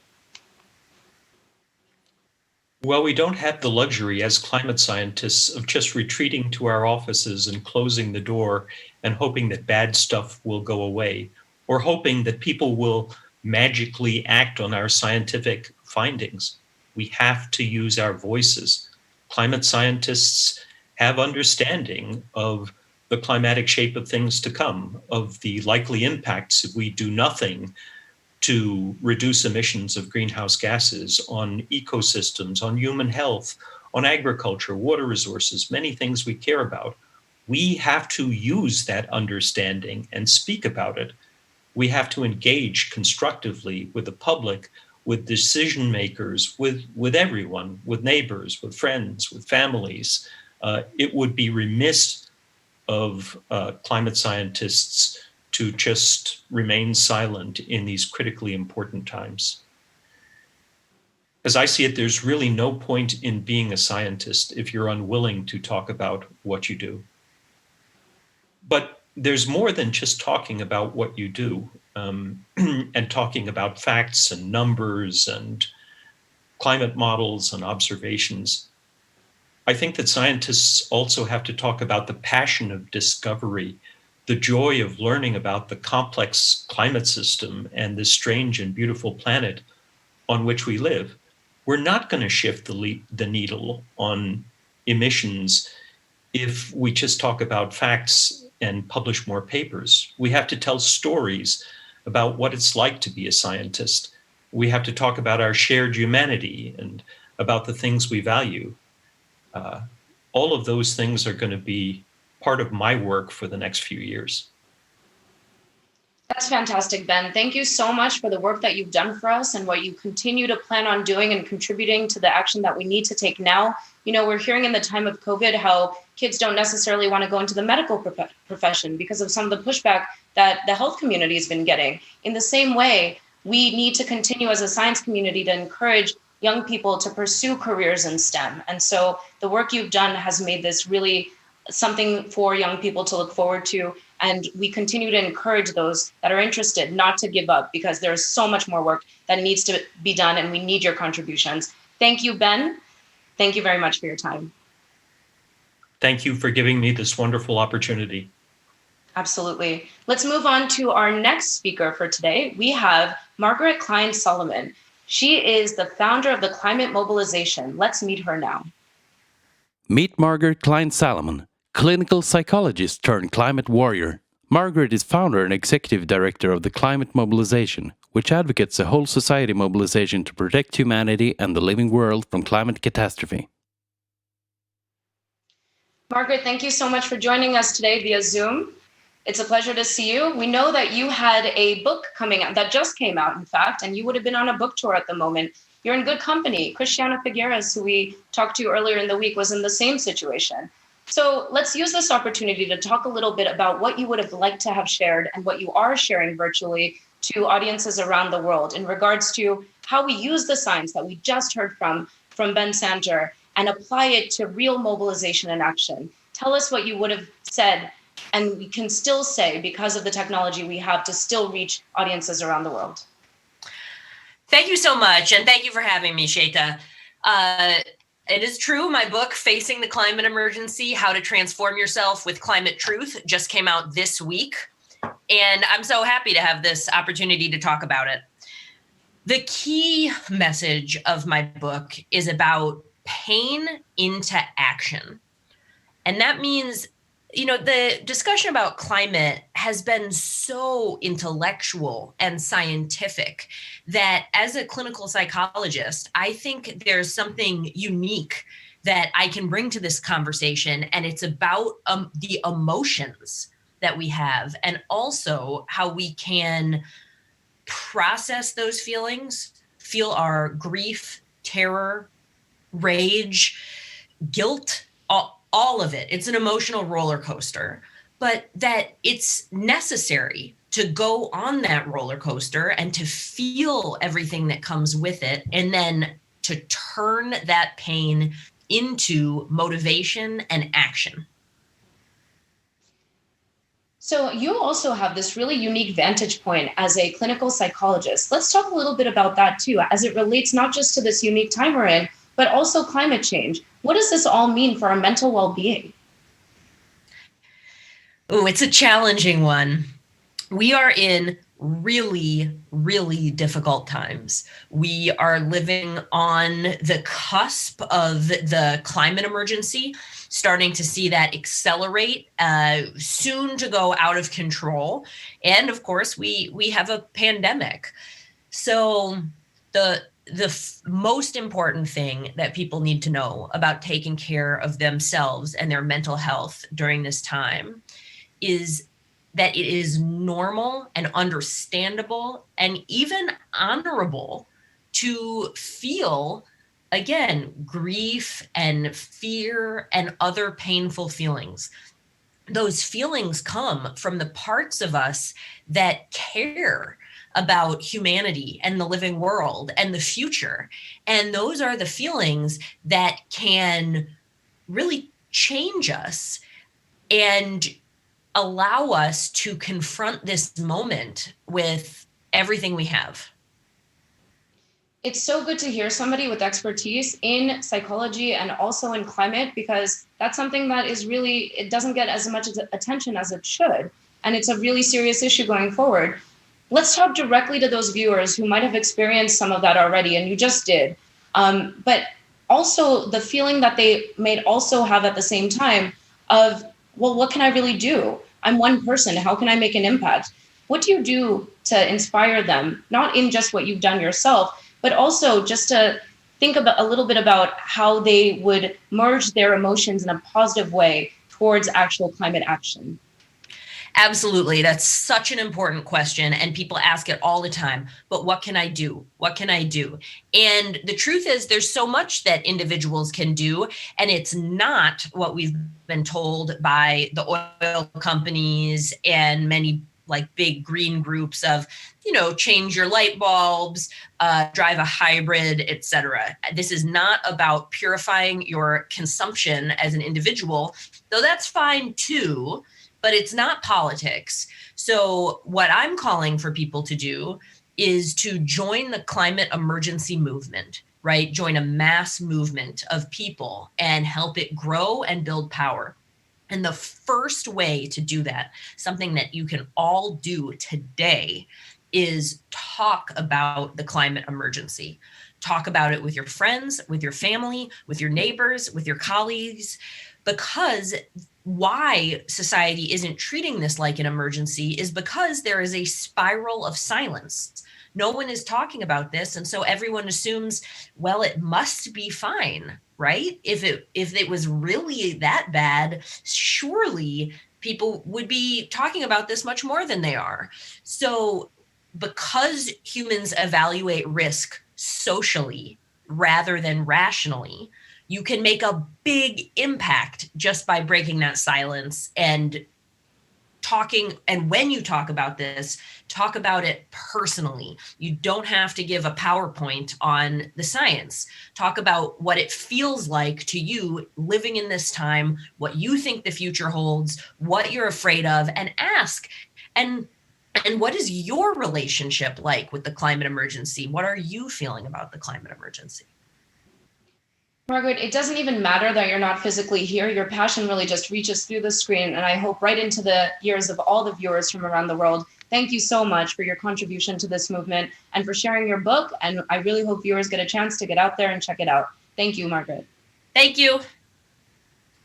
Let's move to our next segment. We now have Joe Britton. Let's meet him here. Meet Joe Britton. He spent 15 years in the US Senate as Chief of Staff and Legislative Director before founding the Business Climate Initiative, a collective voice of businesses driving climate action in the US Congress. Joe, it's so great to have you here. Thank you for joining us via Zoom today. Yanna, thanks for having me, and thanks for putting on such a great program. You guys are doing great work, and I know it's been a lot to organize it all. Yeah. Well, the thing to take away is that this was always going to happen virtually, but it's become more of a streamlined process, and we can help others who are trying to do similar things, because it doesn't matter. The climate action and all the work around it is not stopped just because we're on pause at the moment because of COVID. I know your work hasn't stopped either. So I'd love for you to tell our audiences a little bit about how you transitioned from a career in Capitol Hill to now really launching what we call Business Climate Initiative. But before we get into details on that, you know better than anyone else the political will it takes to actually make change, to actually move the needle on policy progress. And we've been hearing all of these great ideas that really require political will, that require governance to move into action. How do we actually make that happen?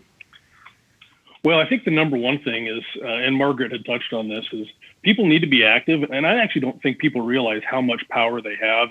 And I know this session is about local government, especially at the local level. People have enormous power. You can go to your city councilman, you can go to your mayor, you can say, listen, we need to do more on climate and decarbonize our community. That might be on-site solar, community solar. It might be electrification of the community, the city's fleet of vehicles. It could be deep building retrofits. It could be efficiency for rental codes. So there's a lot that can be done at the local level. And I think, that's one of the powerful takeaways from this summit and really building the coalition is that people have the ability to engage. And I think sometimes people sense, well, do I have an expectation that I'm going to know my mayor or know my city councilor? But that's the nice thing about democracy is that, they fly into action a lot of times to be responsive to their constituents. And, sometimes it can feel distant and, I'm just one vote or I'm just one person. But that's how our system is designed. And I know that's the way it is around the world, where politicians want to be seen as leading on important matters, and they go and they kind of pulse the public to figure out what should I be working on, where should my focus be, and people have the ability to determine that. And I think it's a really powerful opportunity that you guys are presenting to encourage folks to be active on climate. So we really need to remember that individuals are still, the politicians that have been elected in still work for those individuals, right? So ultimately the power is still in the people. So thank you for really making that point.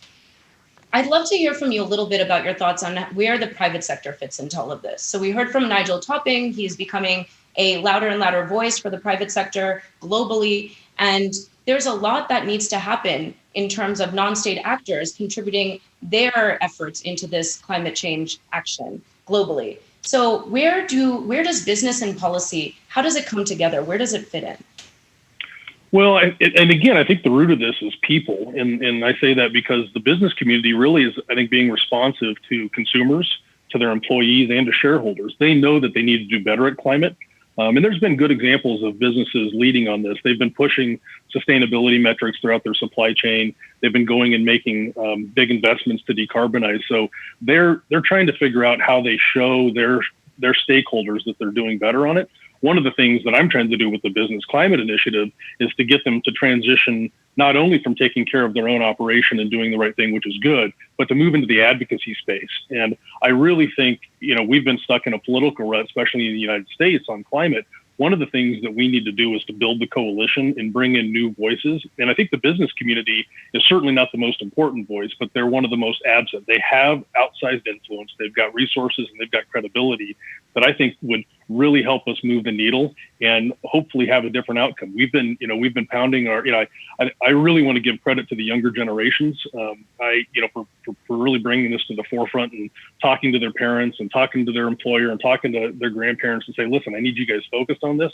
I look back and, in some ways see myself in that, but now I'm staring down 40 and have spent 15 years in the U.S. Senate and I'm a little more of an institutionalist. But I really think that we take that power and that energy and we build the coalition. We go into new communities and we bring the business community along so that they're rowing in the same direction with us. And I think that could be the right recipe.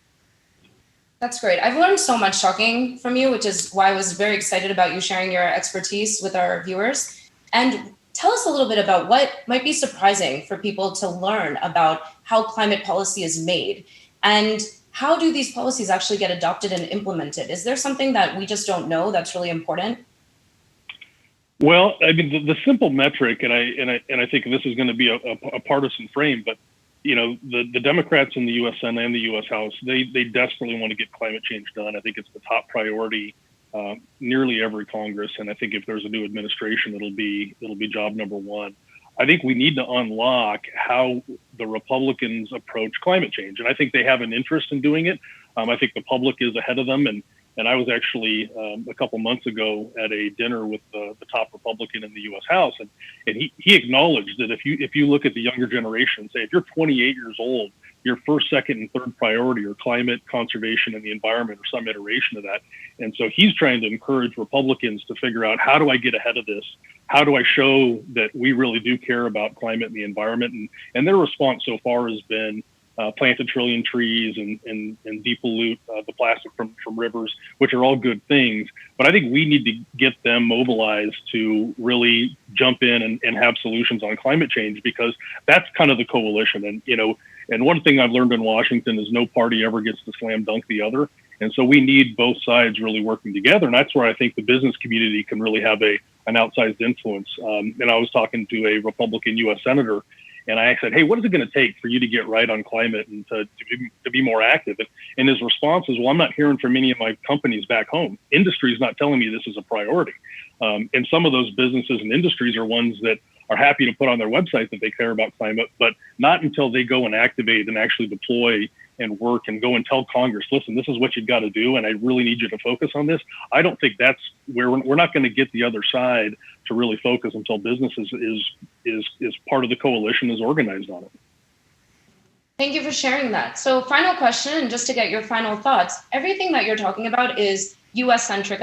This last question really described what the policies are and what the issues and some of the challenges are here in the US. Is the work you're doing with BCI and the unique environment, the political environment in the United States, is that something that we can scale and replicate across the world to the 130 plus countries that are tuning in? Or is it really about changing what's happening at the US level so that the US can go back to traditionally what's always been a leadership role in climate prior to this current administration? Talk a little bit about that, please. Yeah, well, I guess there's the two questions. And the first, I would really echo what Margaret said, and that, people need to go out there and engage. I think the way we process pain and crises like she was describing is going in a social way. We're going to go talk to our employer about it. We're going to go talk to the mayor about it. So I do think everybody across the world can go and mobilize the big institutional players, not because they're more important, but to combine and have a symbiotic relationship where we get everybody pushing in the right direction. So I do think the Business Climate Initiative can be repopulated in any country to bring the big players that have an outsized influence to be saying the same thing that we are, to really push forward climate action. And I think domestically, I think the U.S. is one of the primary problems, and we're behind on this. We need the American political system to take this seriously. And I think in the COVID era, one of the things it's taught us is that we're vulnerable. I think in the past, we've had this antiquated view that our quality of life is going to be protected, that our economy is strong, and it's really not in jeopardy. I think with COVID, it tells us that there's a opportunity for us to really take climate seriously, but it also shows us the liability. If we don't step in front of this, the results and the consequences could be serious. And I think unlike COVID, there's no getting back to daily life, which we're all hoping for. But once the climate crisis fully hits, there's no going back. And I think, especially, when we look at younger generations, and I've got 2 kids, that's not a future that we want to leave to them. So I think we need to take this seriously. And the U.S. has to have a bigger, climate profile and role. And I think leaving the Paris Accord was a real problem. And I think politically, some folks here will say, well, what about India? And what about China? if we act, does it even matter because these other countries aren't doing it? But one of the things I always point to is say, well, India is still part of the Paris Accord. So their targets are actually more ambitious than ours. So the US has to catch up. If they want a leadership role, they really have to take this seriously. And I think that starts with Congress and the administration. Fantastic. Thank you so much. Here we are in Washington, D.C. We really needed that perspective to be shared. So much appreciated, Joe. Thank you. Thanks, Yanna. Let's move on next to Tamara Tolles O'Loughlin. She is a climate justice warrior if I've ever met one. Please meet her here. This is Tamara Tolles O'Loughlin. As North America Director at 350.org, Tamara drives mission-critical work and organizational investments to build a multiracial, multi-generational climate movement capable of holding leaders accountable to science and justice. Tamara, it's a pleasure to have you here. Thank you for joining us. Hi, good to see you and nice to see everyone.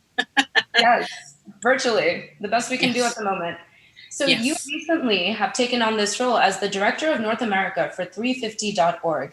I'd love to hear how you still think about individuals. You're extremely thoughtful in terms of how to improve the lives of those who have been ill-represented, historically disenfranchised. So how do you combine those efforts along with being responsible for an entire continent?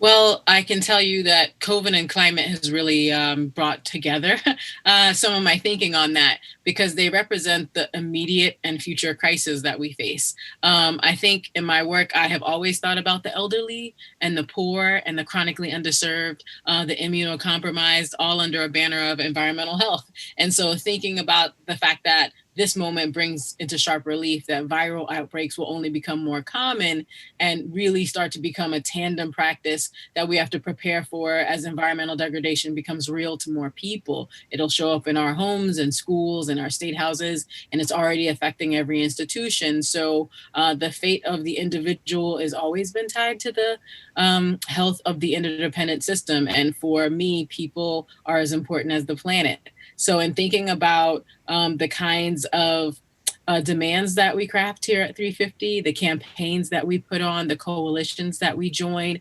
who's in them and who isn't, all of that is with thinking about the folks who are least likely to be served under the current conditions. And so part of why we're constantly asking for the thing that feels impossible is because if we don't, it'll remain impossible. Thank you for sharing that. It actually answered the next question I was going to ask you. So instead, no, that's great. Instead, what we'd like to dig in on a little bit is some of what you're implementing. How can it be scaled? How can it be replicated? Because ultimately, there's best practices here that can really work for the 130 plus countries around the world that are tuning in and hopefully more. Tell us a little bit from your expertise what you would recommend people think about at the local level and then how they can share those efforts. Sure. This is helpful because while I represent the team in North America, 350 is a global organization. Even climate strikes, that happened in every country in the world except 2. So it's a weird time to just be those 2. But so I think in thinking about how we deploy our work, we're often thinking, does it work for North America? That means, does it work for Canada, US, and Mexico? But does it also work for Indonesia and the Philippines and Africa? And what are we doing in Europe? And what is the difference between what's happening in Turkey and what's happening in Rome? So one of the things we've been thinking a lot about is the global Green New Deal. And what does it mean to think about jobs, infrastructure, and human health at the local level when the systems that underlie it are different? The social safety net is such a different context than the US. What does it mean to put in infrastructure for the future when that means ramping up with power that is already in an unequal place? In terms of thinking about transportation systems, the rest of the world is by far leading on fast rail and issues of transportation and cutting out fossil fuels from the supply chain, because in some places people are starting from the very beginning and can do the right thing on day one, and other folks have to decarbonize and divest from fossil fuels to rebuild things that run on clean electricity that is sustainable and without harming the environment. So I do think when asking questions about how do we live our everyday lives, we have to think about what we will put in place and how that'll impact the next generation. So if human health is not a factor, we can build things that sound great today and cause a bunch of pollution like we have done with coal, oil, and gas. If we don't think about transportation that leaves behind the old ways, we will invest in highways and byways and a lot of transportation that continues to rely on that last mile of pollution, harming communities that can't breathe.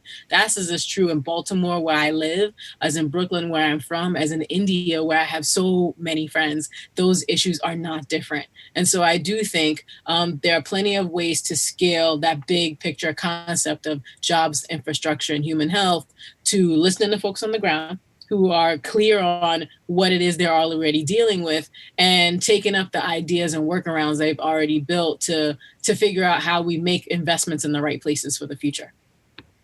Thank you so much for your insight there, and just generally your candor, your no-nonsense, evidence-based approach. I mean, this is how we need to think about making plans and policies going forward. We much appreciate that. So let's finish off this Washington, D.C. segment of Earth Day Week with your final thoughts on what would an equitable carbon-free future look like for you. I can't think of a better person to kind of round out our segment here on that note. Sure. I think an equitable carbon-free future feels right, not just for me, but for people who outlast all of us. I think the concept of justice gets wrapped into seeing something into fruition today, but I think planting seeds through diverse communities that really have opportunities to develop the knowledge they have. I think for the scientific community, it would be great if we started to reckon with the fact that storytelling is a form of data sharing.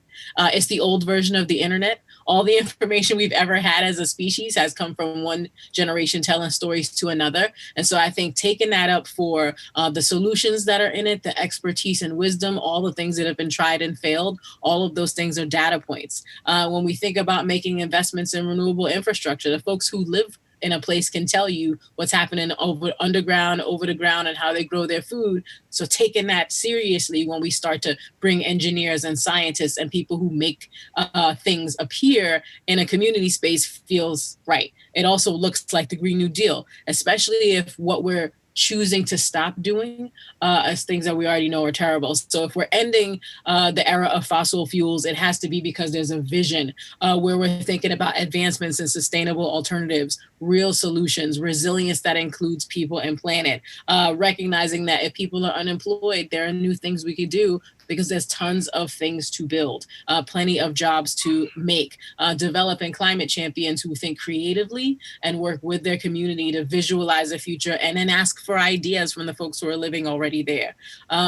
Taking up the wisdom and knowledge of Native communities, Indigenous people living everywhere. They know more about the land, the air, the water, and people than we could ever put into a book. So I think investing in joy and opportunity rather than extraction is what the vision of the future looks like. And at the moment, I don't know anyone who couldn't use more joy. Yes.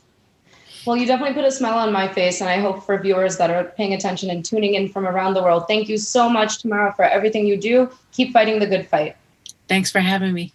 Thanks, everybody. Thank you. We will swiftly now move back to Stockholm. Goodbye from Washington, D.C. Thank you for tuning in to our segment here in the United States. It's been a fabulous week. It has indeed. It should have been a fabulous week. Thank you for doing such a great job this week.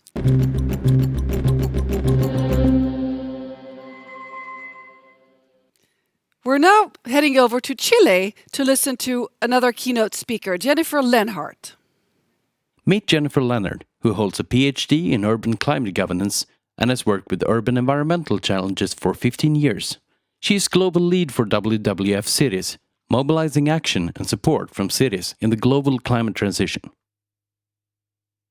Hi, Jennifer.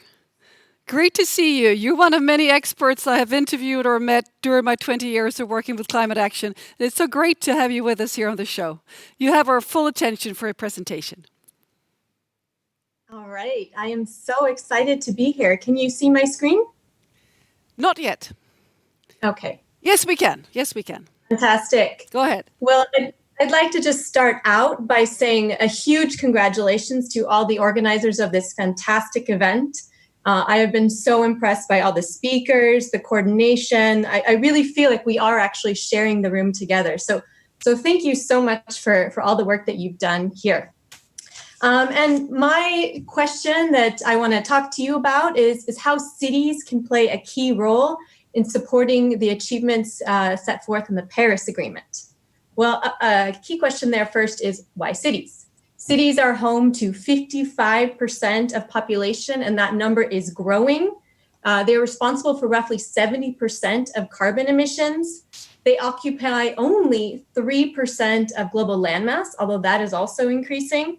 And they become crucial for meeting the 1.5 degrees Celsius target and therefore achieving the Paris Agreement.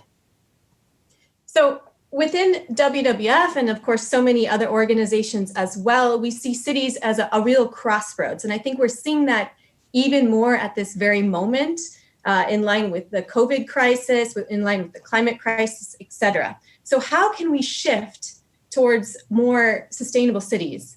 This is a moment to really wake up to where we are and where we want to go. What kind of cities do we want to live in? Do we want to live in cities full of traffic and air pollution and congestion and inequalities? Or do we want to live in cities that are more resilient, more equitable, healthier, with better access to diversified jobs, local renewable energy solutions, et cetera, et cetera? So within WWF, we see our role to kind of support and build this momentum on the cities of the future that we would like to see, those kind of sustainable, equitable, healthy cities. So about 5 or 7 years ago, we started something called the One Planet City Challenge. And this challenge is really a space to support cities. Now, we know that meeting the Paris Agreement is hugely challenging, but it is possible. And we see that the possibilities really lie in our cities. So we support cities to do something regarding their data reporting. Because why data? Well, if we think that cities are moving in the right direction, we really need that data in order to ensure that they are moving there. So we work with cities on the ground to do their data reporting. And then with that data, we can also see the gaps in knowledge, but also the connections. Should they be working on energy and transportation together? Are they already doing so? And then we can create a baseline in order to see the positive trends moving forward in individual cities and collectively. So far, we have worked with 600 cities globally around the world. In this most recent One Planet City Challenge, we worked with over 250 cities in 50 countries. So we're really, really excited about this. And I think a key part of the One Planet City Challenge is also about celebration.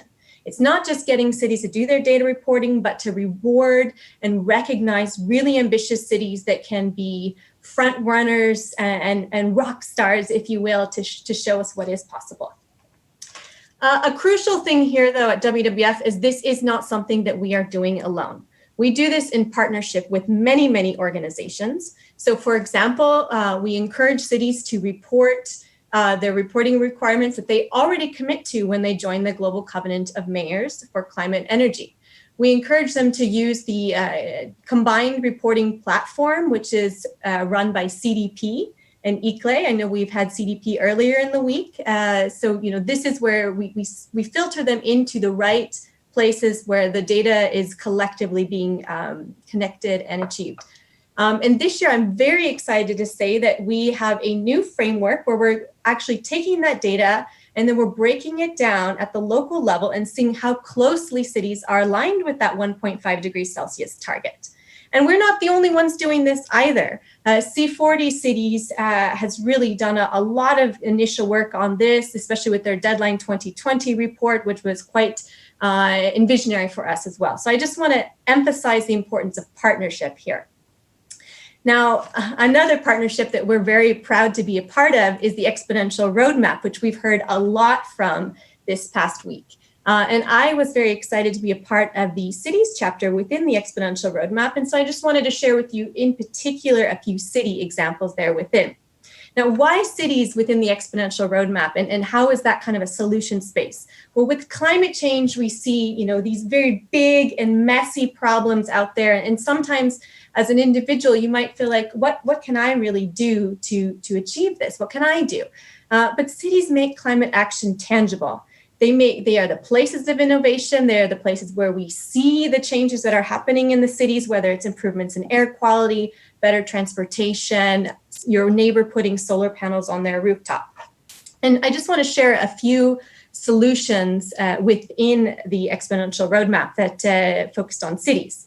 So already today, more than 70 cities have committed to and are using 90% renewable energy already today. More than 10,000 cities have joined the Global Covenant of Mayors and with very strong climate commitments. 23 cities, including 9 cities in Africa, have put together net zero targets by 2050. And when we talk about net zero targets, let's move on also to the Climate Ambition Alliance, which the Chilean climate champion Gonzalo Munoz put forward last year, and really calling on cities, businesses, other non-state actors to make strong climate commitments. And already last year by the UN Climate Conference COP25, 400 cities had joined this Climate Ambition Alliance. And when we talk about exponential change, this year, that number, the new champion who we heard earlier in the week, Nigel Topping, has put that mark at wanting to get to 1,000 cities that are committing to net zero by 2050. So this is really exciting. This is also really difficult, but we can do this if we work together. And just this week, I'm sitting in the city of Santiago de Chile. And just this week, on Earth Day, the Mayors for Climate, the Alcaldes por Clima, was launched, which is calling to get 15,000 cities in Latin America to commit to the same targets. So net zero by 2050. This is really exciting. We see that these changes are already happening in our cities now.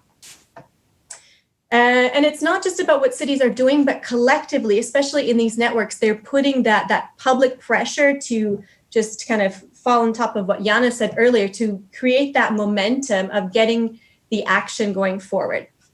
So in Europe, we see 200 cities that have been pushing the EU to make those net zero targets by 2050. Now, I just want to keep moving on a little bit here. And it's not just about what cities and city governments are doing, but it's also about what citizens are doing. So within WWF, we have something called the We Love Cities campaign, and this runs every other year. And it's a virtual campaign, but it's also connected to physical actions on the ground, perhaps a little less of the physical actions on the ground this year. But what this campaign does is it starts with creating love for your city. If you don't love where you live, how are you going to want to be part of the solution there? If you don't love where you live, how are you going to want to see how you can improve it? So we start with creating pride in where people live, and then we look at both informing local citizens about what their local governments are already doing, and we ask them for solutions or suggestions on what their cities could do better, whether it's improving recycling, biking, renewable energy, or more creative solutions like using art students to repaint sidewalks, for example.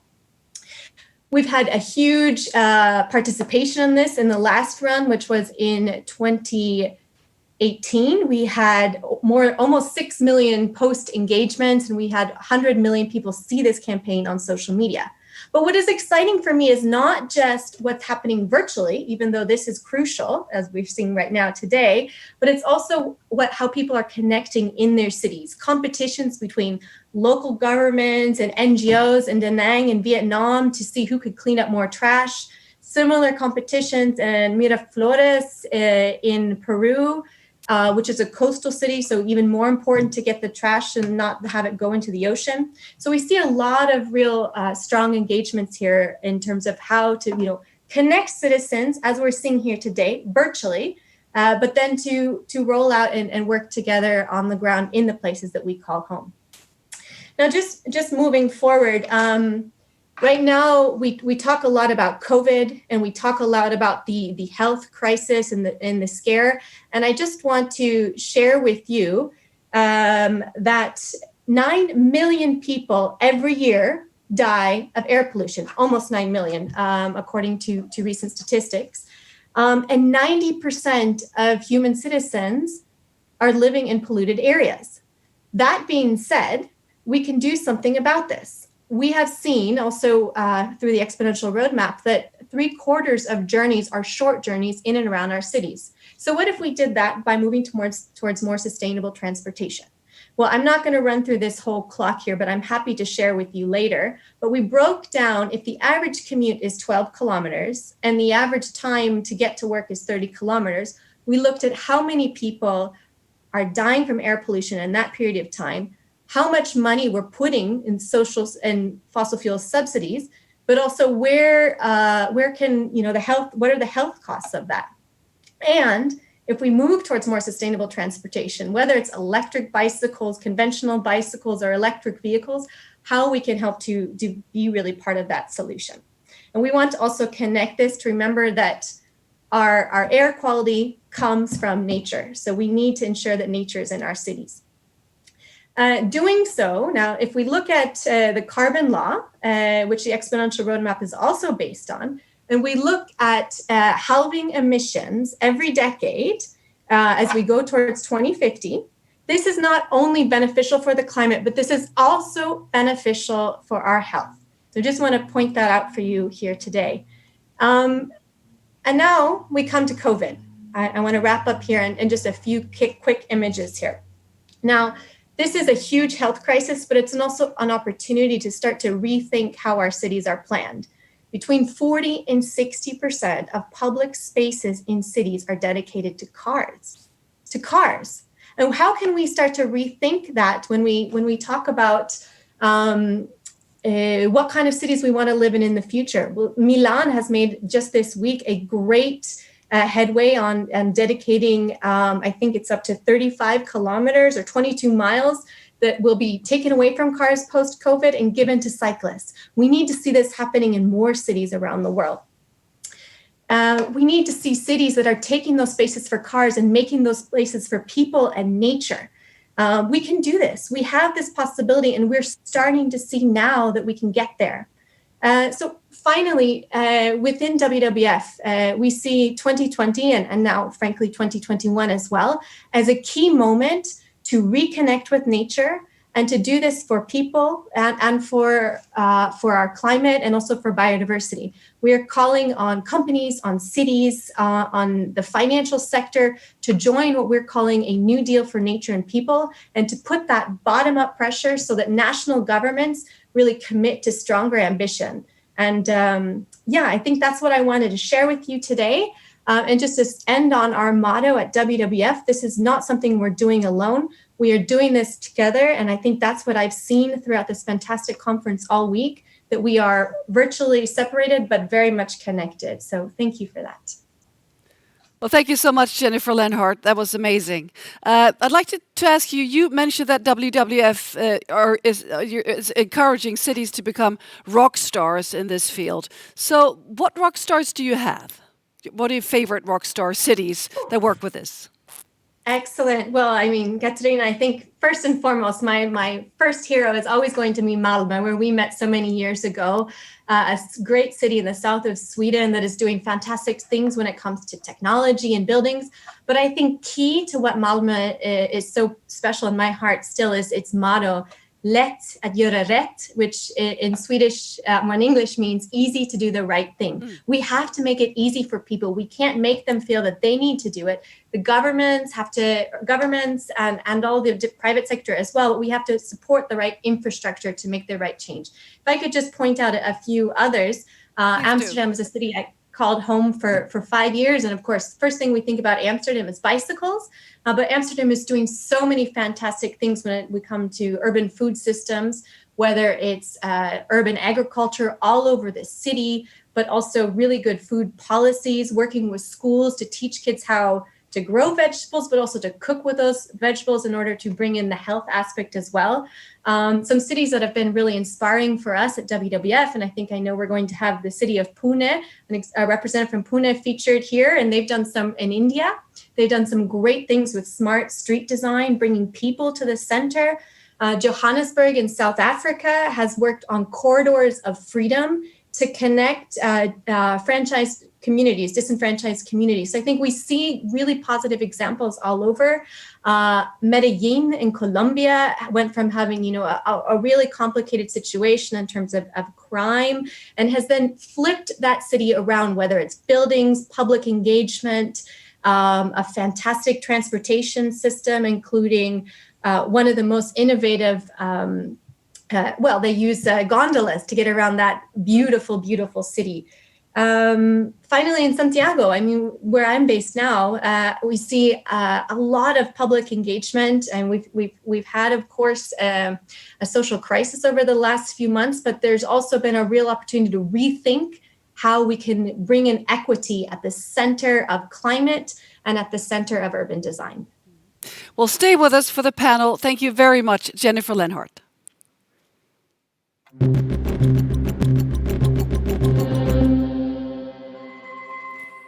We're now introducing some more solutions to the daring problems that we're facing in the cities.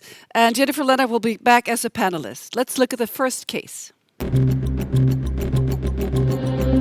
Meet Jonah Christians, co-founder and CEO of car manufacturer and mobility provider Sono Motors. He and his team are on an ambitious journey to develop the Scion, the first series-produced electric vehicle that charges its battery with the power of the sun and offers integrated ride, car and power sharing services.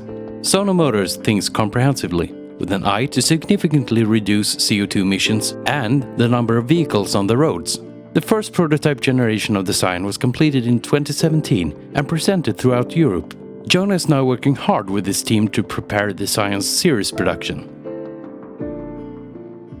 Hi, Jonah. What advantages would it be for citizens and for cities if every car could recharge itself with the sun?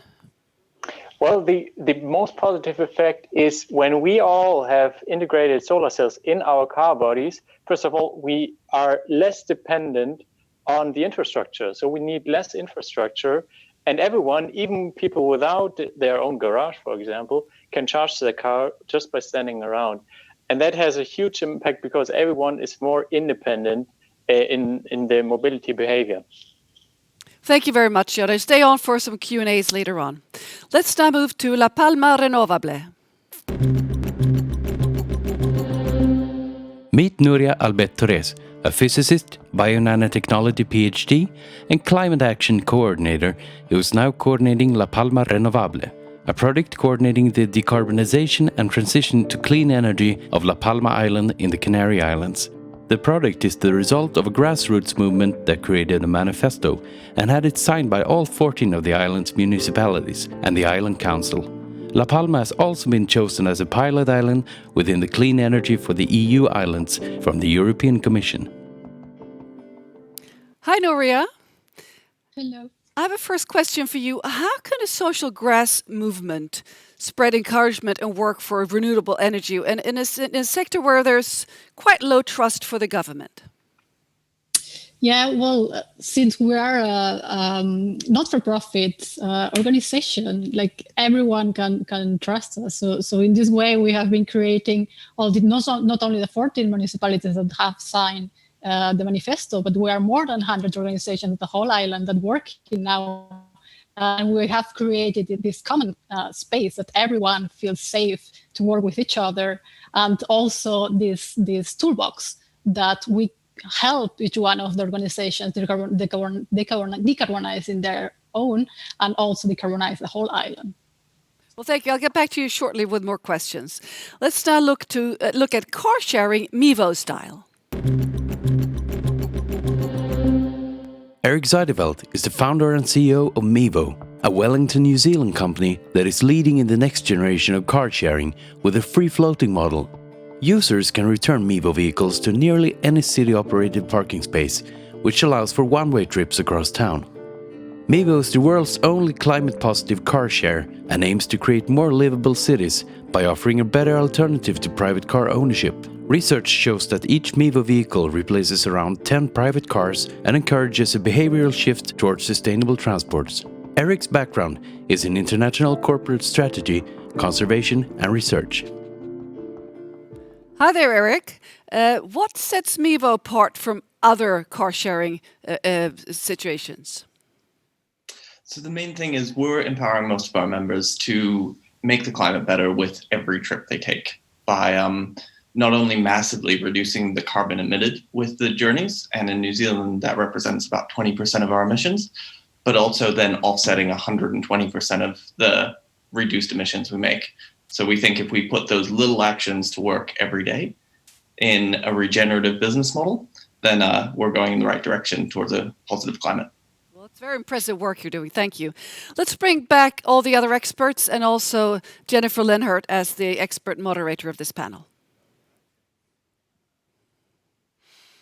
Hello, there you are. Great. So Jennifer, what comments and questions do you have to these fantastic people?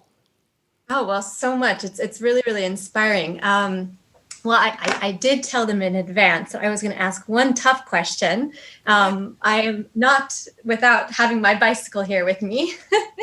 And I think the bicycle is the way I generally get around Santiago and in most of the cities that I've called home.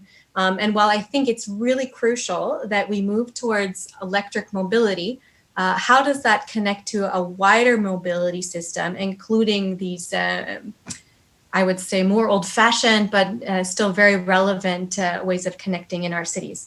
And one question in particular to Jonah, which is a fantastic innovation you have created, but how do we make sure that, if we use the sun, which is a free fuel in a sense, how do we actually disincentivize people from being in their cars too much? Because of course, an electric car can still cause congestion, it can still cause traffic, et cetera. So how do we kind of, see this as part of a bigger picture? But still, I love everything you guys are doing, but just to add a little bit of a twist to your comments. Right. So Jonah, I think the first one is for you. Sure. So I'm glad you asked, because actually what I mentioned, or what was shown also in the video, was only one part of Sono Motors. And the one part is the car, which is an affordable electric car with solar integration. But the other part, which is as important to us as the car itself, is the sharing aspect. And that makes a whole difference when you look at sharing, not only car sharing. It's not only to share all the cars that we put onto the street to the maximum, but also say, how can we combine all the different sectors? We have renewable energies that need to be stored in electric batteries, then give the energy back. And this is a bidirectional charging system we're integrating. So we focus on using resources as efficiently as possible, because when we have that resource out there, it can be used in so many times. But the other part actually is what is the higher vision for Sono Motors is to be one piece of a puzzle.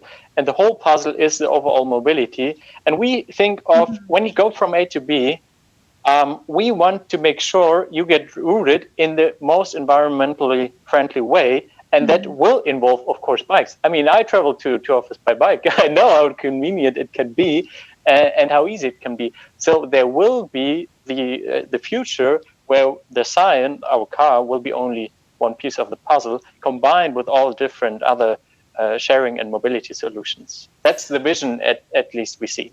Thank you. Let's move to Eric. Comments on this question, and then we need a question for Noura. We're running slightly behind in the schedule, so you have one more question to Noura, Jennifer. But first, Eric, comment on the Jennifer's first question about the mobility scenario, please. I'd definitely compliment both the positions made already.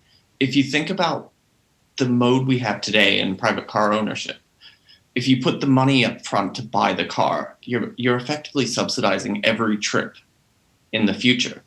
So while it might, for the end user, it might seem like a very cheap trip to just, get some petrol, or even in an electric vehicle, a small charge to get from A to B, you've already subsidized that trip by the purchase up front. Whereas with a car sharing model, all of a sudden you're paying a rational and reasonable price for that trip. So the user no longer has the investment, and they're trying to effectively make good on that investment, that owned car. They're going, what's the right and rational choice transport-wise to get there? So the journey market as a whole is it's not a one-size-fits-all answer. It's a bike for this trip, a scooter for that trip, a shared car for that. Public transport certainly plays a very, very large role as well. And we're effectively looking to help free people from that paradigm of private car ownership, which can be quite a trap and devastating for our cities, as we've seen around the world. Thank you. A question to Nuria, Jennifer, please. Absolutely. And just to say, truthfully, we are part of a car share here in Santiago, so I do see the huge benefit of it. Islands, I think island sustainability has been, can really be at the forefront of a lot of this work. What we've seen with COVID also is that there's been a lot of focus on circular economy. So how can you teach the rest of us who are not living specifically in islands to think a bit more in a circular point of view, both with your project, but also more generally?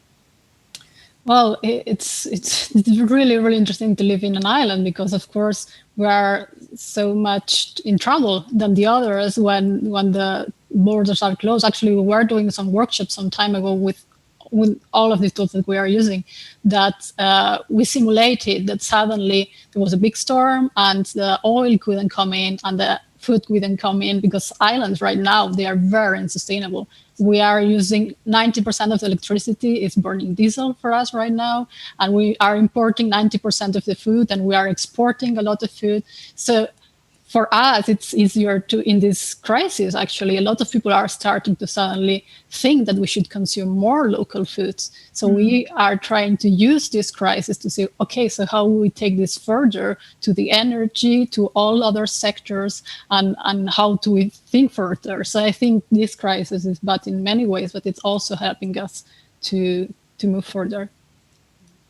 Well, thank you, all of you. I'm sorry for cutting this a little bit short, but we have a pretty tight schedule. So thanks for joining us, Nuria and Jennifer and Meva Motors and Sonar Motors. That's great work you're doing. Thank you.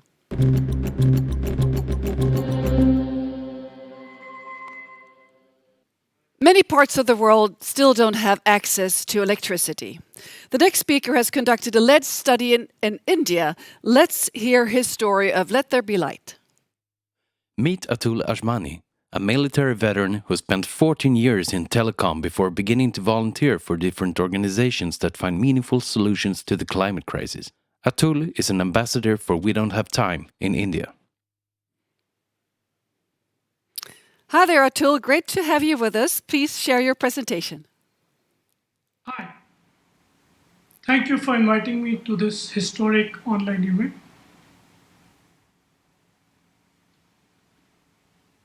Actually, I'm going to talk about Pune, how Pune is contributing towards the goal set by the Paris Agreement. Currently, we are in total lockdown, and our heart and soul goes to the people who are suffering from coronavirus. However, our spirits are high as we cannot stop the work towards combating climate change because we don't have time.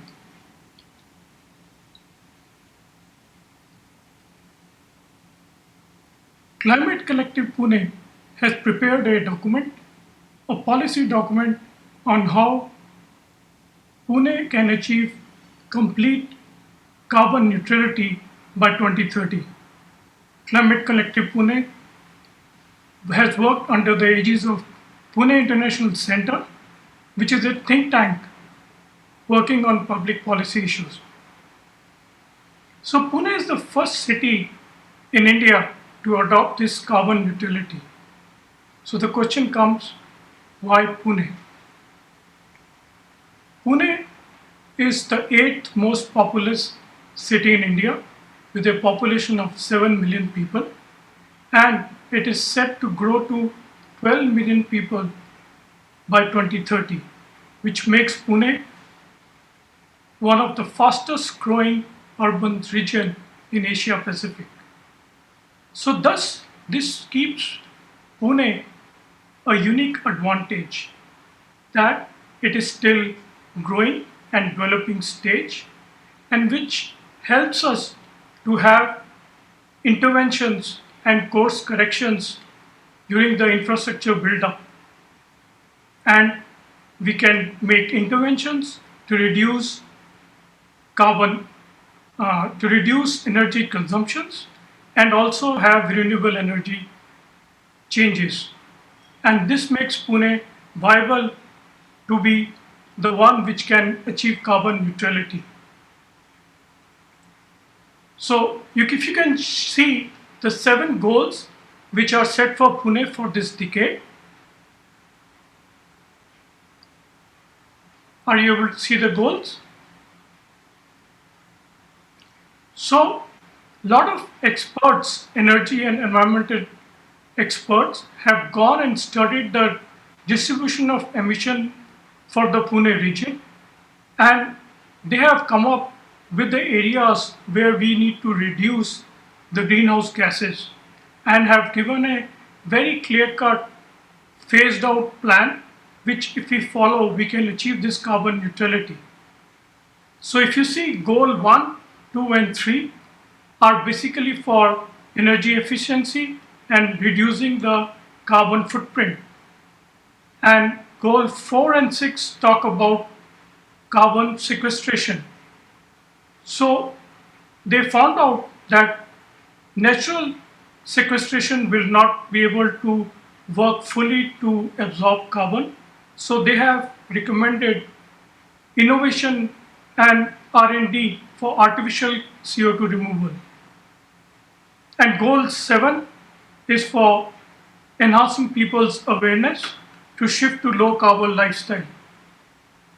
And one of the important points which I would like to highlight is that this plan is fully endorsed and supported by the government, and it is also, the implementation is also being termed as an urban laboratory, which will act as a role model for the other cities to follow. Thank you. That's all from me. Thanks for listening in.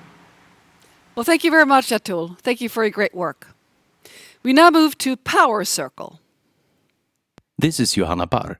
As an advisor on future electricity systems at Power Circle, she uses her expertise in energy systems engineering and renewable energy development to help companies reach smarter energy solutions. Hello, Johanna Parr. Welcome to the We Don't Have Time studio. Electrification is key to the transformation to a climate-safe future, so we are all ears. Thank you. I'm going to talk about how electrified transportation can be a resource into the electric power system.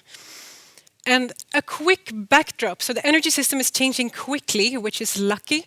For example, in Sweden, wind power production is expected to double in the next 4 years. And we see that year after year, the number of EVs rolling down the streets in Sweden increased by 50%. And at Power Circle, we expect that in 2030, every second vehicle in Sweden will be electric. But in this evolving system, there's one characteristic that is becoming more and more important, and that is flexibility, and more specifically, flexibility in demand. And that is for 2 reasons. So firstly, to balance wind and solar power generation. So in a system where you have mainly hydropower production with magazines or fossil fuel plants, when demand changes over the day, you can simply just put some more water through the turbines or shovel some more coal into the plant. But in a system with more weather-dependent generation, when the wind blows, you better use that power that's being produced. So then you need to adjust demand instead. And secondly, to make industries and transportation sustainable, one solution is to electrify them. So with this increase in electricity use, there might be a strain on the electricity grid. So what can happen is that sometimes there's more electricity used within an urban region or an industrial area than can be transferred to the region through the power cable. And this is actually already happening in some places in Sweden now. So the second aspect of the need for flexibility might be a little bit harder to grasp. So I'm going to use this picture to explain it a little bit. So this is the power consumption of a friend, hour by hour at her house. And she has a Tesla, incidentally. And what happens at 5 o'clock here is that she plugs in her car and charges it. And you see how the power demand goes up quite drastically. And if relatively few have electric vehicles, this is not going to be an issue. But if every second or more is electric, then this could be an issue for the grid. So this picture shows could show a region, a residential area or a city, and the blue line shows the power demand without electric vehicles, and then this green peak shows what would happen if a lot of them would have electric vehicles and plug in their charger at around 5-6 in the evening. And then the red line shows the limitation of the power cable, and we, as you can see, are above it. So the solution to this is something called smart charging. So since most of us are not going to use the car in the morning anyways, we can shift some of this charging to the night hours when we as a society consume less anyways to stay within the limitations of the cable. And doing this, we can save quite a lot of money that would have to be invested into the grid. But smart charging is actually only step 1. So step 2 in how we can use cars into the power system is something called vehicle to grid. And that is using the energy that's stored in the batteries in the cars to feed it back into the grid when it's needed. For example, when solar and wind power production is low. So considering that our cars are parked over 90% of the time, there's a great potential in vehicle to grid as well. So this is just a short presentation that I hope made you more curious about how sustainable transportation can be integrated in a sustainable power system. And one last thought that I would like to share with you is that even though, of course, it's really important to always conserve energy use, for us electricity consumers, the importance is also shifting from how much we use to when we use it. Thank you. Well, thank you so much, Johanna, and best of luck with your Power Summit this year. I know it's going to be digital, and it's on May 6th. Yes, so everybody's welcome to listen. Well, thanks for coming to the studio. Thank you. We're now moving on to a man who wants to make the shipping industry more climate friendly.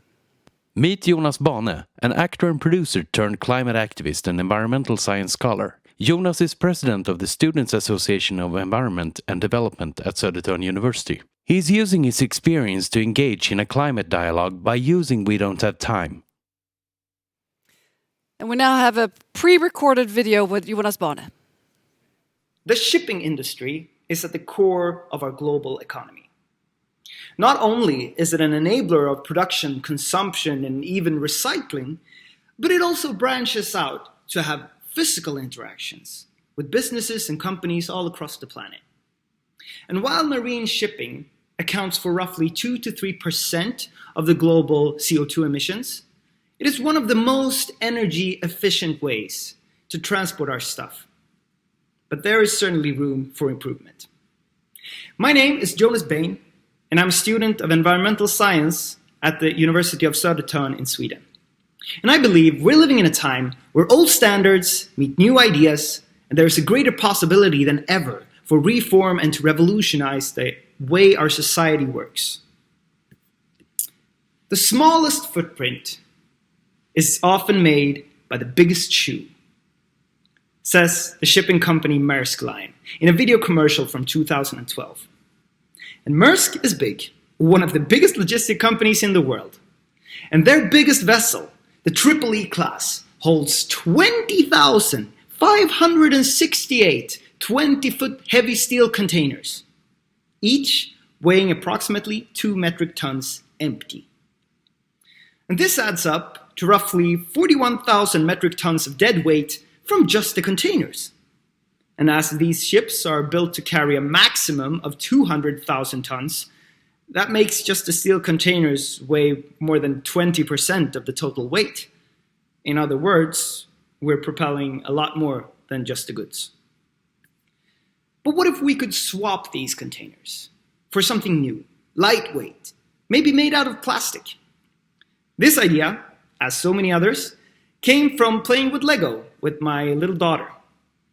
Lego is made out of an ABS plastic, a lightweight, durable, and impact-resistant material that can be recycled. Polycarbonate is another interesting type of plastic that could be used, and mixes could be made with steel frames or even wood. It requires more research, of course, but this would make it possible to greatly decrease the fuel consumption from the ships and would therefore also reduce CO2 emissions from shipping. Maersk has proven to be adaptable, bold, and innovative in the past, and with their muscles and brains, we could implement a new standard that could spread not only to the rest of the shipping industry, but also to the far-reaching branches of the global logistics systems as a whole. Thank you for dreaming with me. Well, thank you, Jonas. As we all know by now, gender equality is key to solving the climate crisis. Let's now see what the Urban Girls Movement is doing. Meet Elin Andersdotter Fabre. As director of the Sustainable Cities program at think tank Global Utmaning, she oversees the Urban Girls Movement, which supports feminist urban development to improve living conditions for girls and young women in vulnerable urban areas around the world. Hi there, Elin. Great to have you with us. Please tell us more about this fantastic movement. Nice to be here with you, and I'm happy to do a short presentation for you.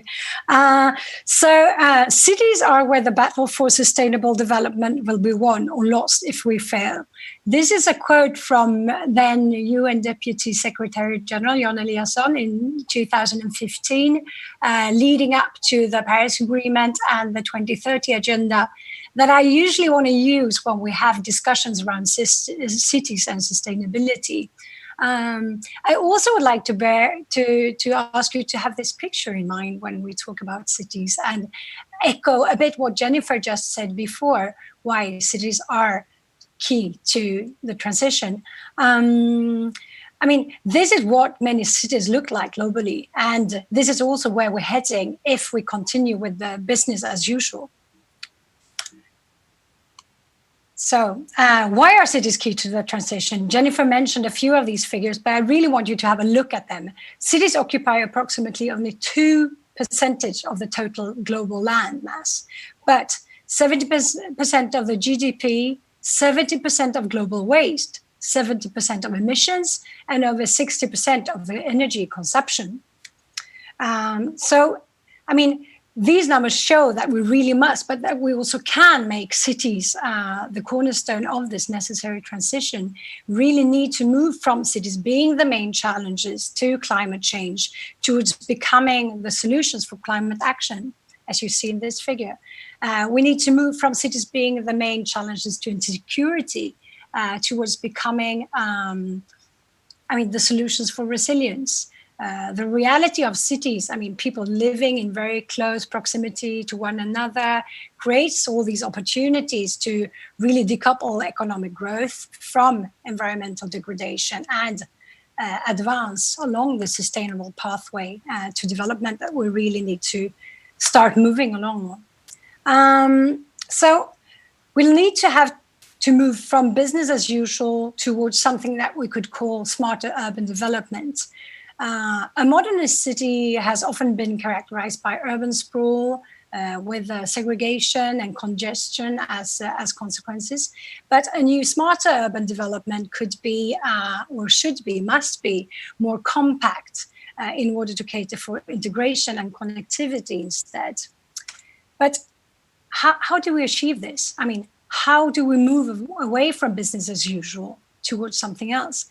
Our cities have been planned by, sorry to say, older men. I don't know any city that has been planned by a woman. If anyone knows, please tell me. And they all often had, of course, good intentions and ideals about the common good. But what would happen if we do it the other way around? If we would let young girls co-create our cities? Could feminist urban development be a way forward?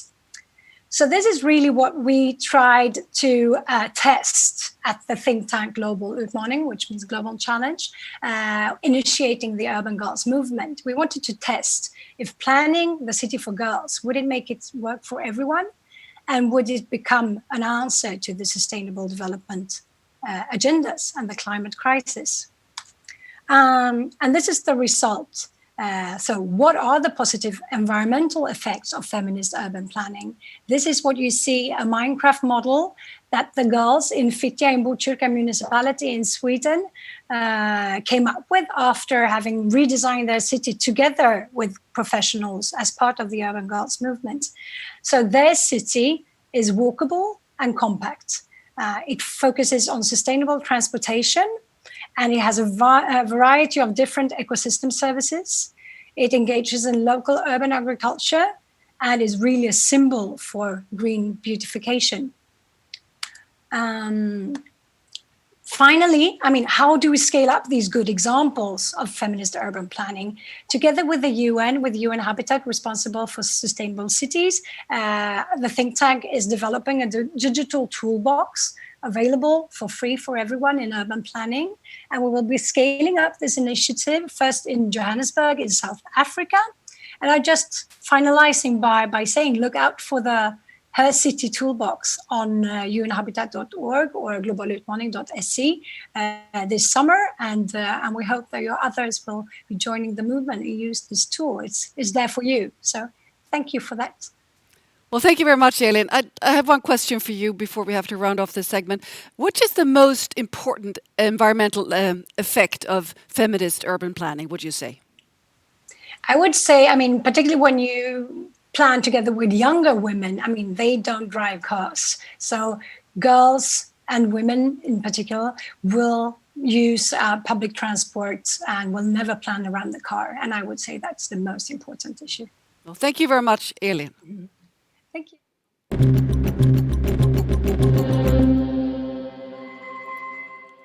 We now have a very special guest with us from New York City. This is Steven Danziger, a lawyer, public advocate focusing on human rights and corporate accountability. He represented the indigenous people and local communities in Ecuador's Amazon, who won a historical environmental judgment against Chevron in 2011. For this, Chevron wants him locked up. Hi there, Steven. Great to have you with us on this broadcast. Hi, it's good to be here. You are the lawyer that has taken on the biggest case of oil-related destruction in history. Very impressive work that you are doing, have been doing, and please tell us your story. Well, thank you. It's great to be here. It's a long story. It encompasses literally 25 years of work. I've worked with a team of lawyers from Ecuador and other countries. I'm not alone, but we have worked hard to win a major judgment against Chevron. The origins of the case date back to the 1960s when Texaco, big American oil company, went into the rainforest of Ecuador and built a huge drilling operation that encompassed about 400 different well sites and various production stations over a huge area of rainforest where indigenous groups were living.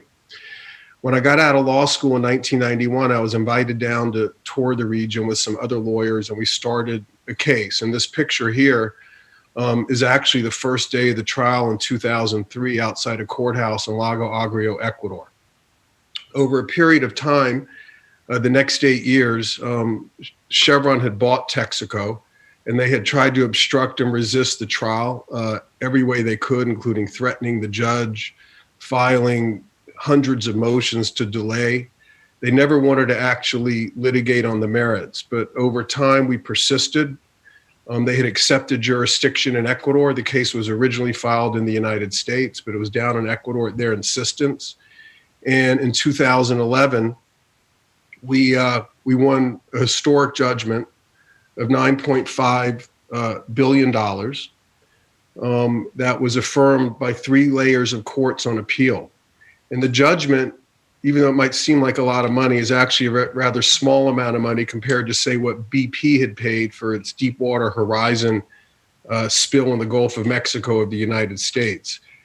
One of the things that Chevron's predecessor company, Texaco, did wrong is they built about 1,000 of these toxic waste pits to put drilling muds in. These are carcinogenic materials. They're life-threatening. And there's hundreds of these pits now in this area of Ecuador that many of them have been there for 40, 50 years, 30 years that have never been cleaned up. And the system was designed to pollute. That is, Texaco ran pipes from many of these pits down to streams and rivers that the indigenous groups relied on for their drinking water, for their bathing, and for their fishing.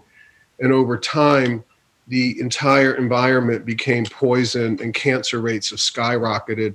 Literally, we estimate thousands of people have died of cancer and other oil-related diseases in this area of Ecuador.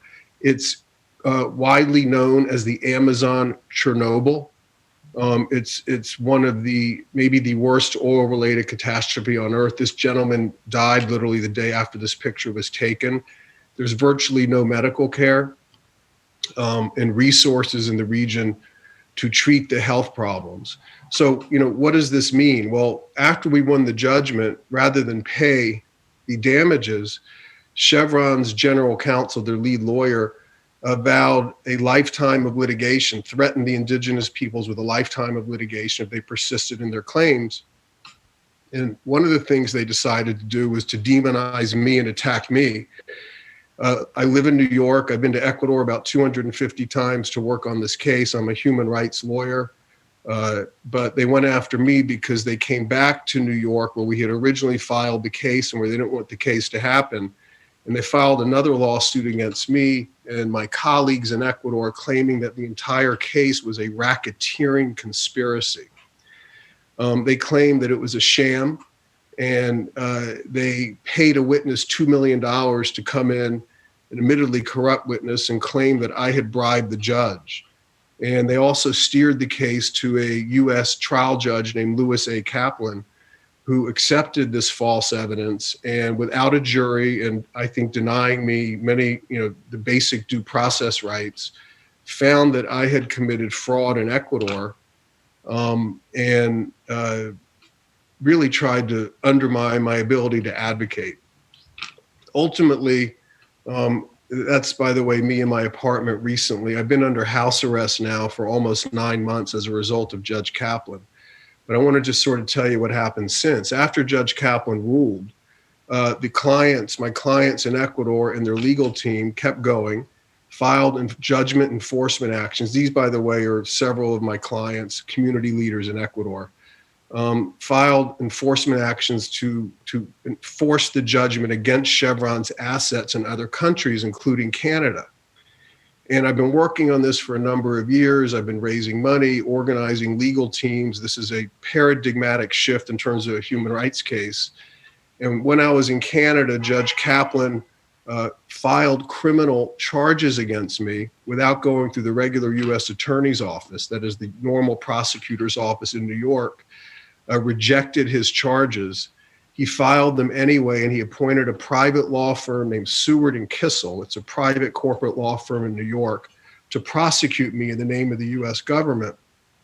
The law firm hid the fact until about 3 weeks ago that one of its clients was none other than Chevron.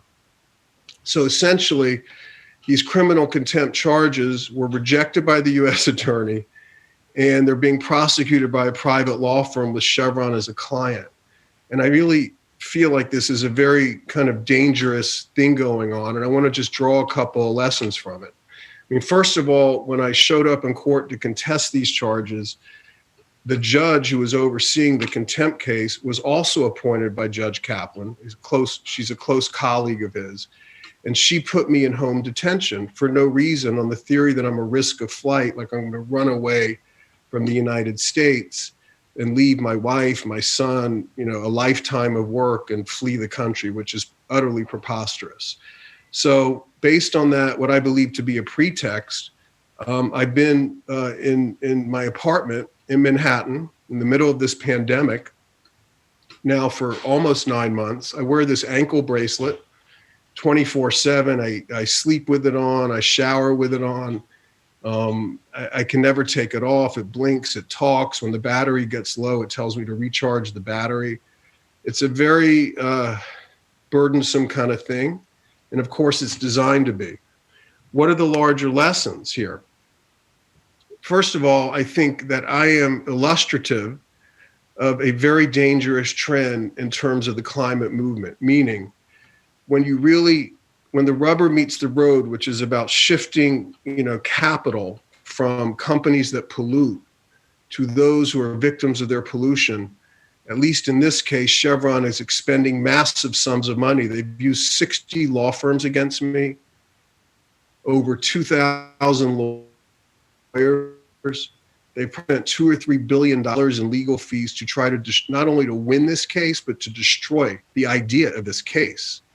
A U.S. judge, in my view, was willing to accept false evidence paid for by an oil company and use it against me as a way to completely undermine and try to criminalize legitimate advocacy. Now, I don't want this to be kind of a downer, because I think this conference, I've been watching many of the speakers, it's an extremely uplifting thing to watch and inspirational. I want people to understand that the reason I believe this is happening to me is precisely because we won. It's precisely because the Ecuadorian communities accomplished something that had never been accomplished before, really in a couple of ways. One is we radically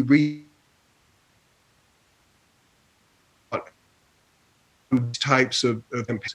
We raised a huge or significant amount of capital from donors and other supporters to fund this.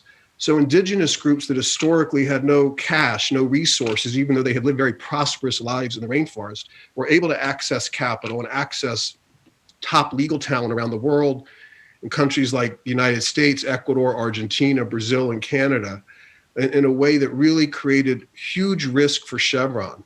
Chevron never imagined in its world, in its little universe, that indigenous peoples and local communities in the Amazon would have the capacity to find capital and to hook up with lawyers, able lawyers, who would be able to win this type of case, and not only win it, but carry their claims forward to other countries to hold Chevron really accountable. And the fact that this case has been won, and it's still very viable, that is, we have potential enforcement actions pending in various countries. There's an international legal team that is people other than me who are exploring various options. And I fully expect over time and in due course for Chevron to pay this judgment, such that this terrible environmental catastrophe can be properly cleaned up and the people can be respected. Unfortunately, so much time has passed. This has gone on for 50 years, if you can believe it. I'll say that in the BP disaster in the Gulf of Mexico that happened 10 years ago, we just passed the 10-year anniversary. BP has already paid $50 billion in compensation and fines to the victims of that disaster. And that was an accident.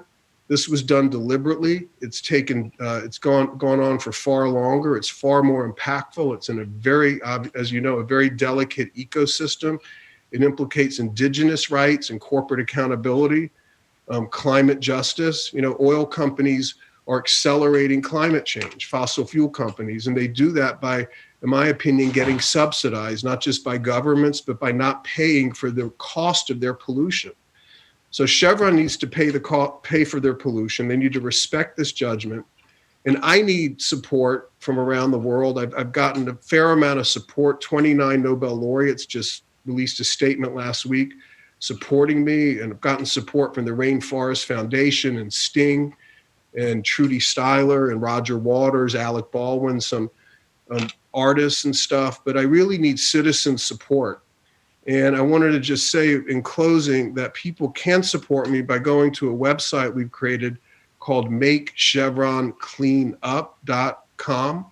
And on this website, there's a page about my situation, and we're asking people to sign a pledge and take a couple of not too difficult actions, including writing the United States Department of Justice on my behalf. But again, I think the larger lesson for all of us who care about reversing global warming and saving our planet is that the major oil companies, in this case Chevron, seem to be willing to resist to the ultimate degree, even if it means creating false evidence and locking up a lawyer.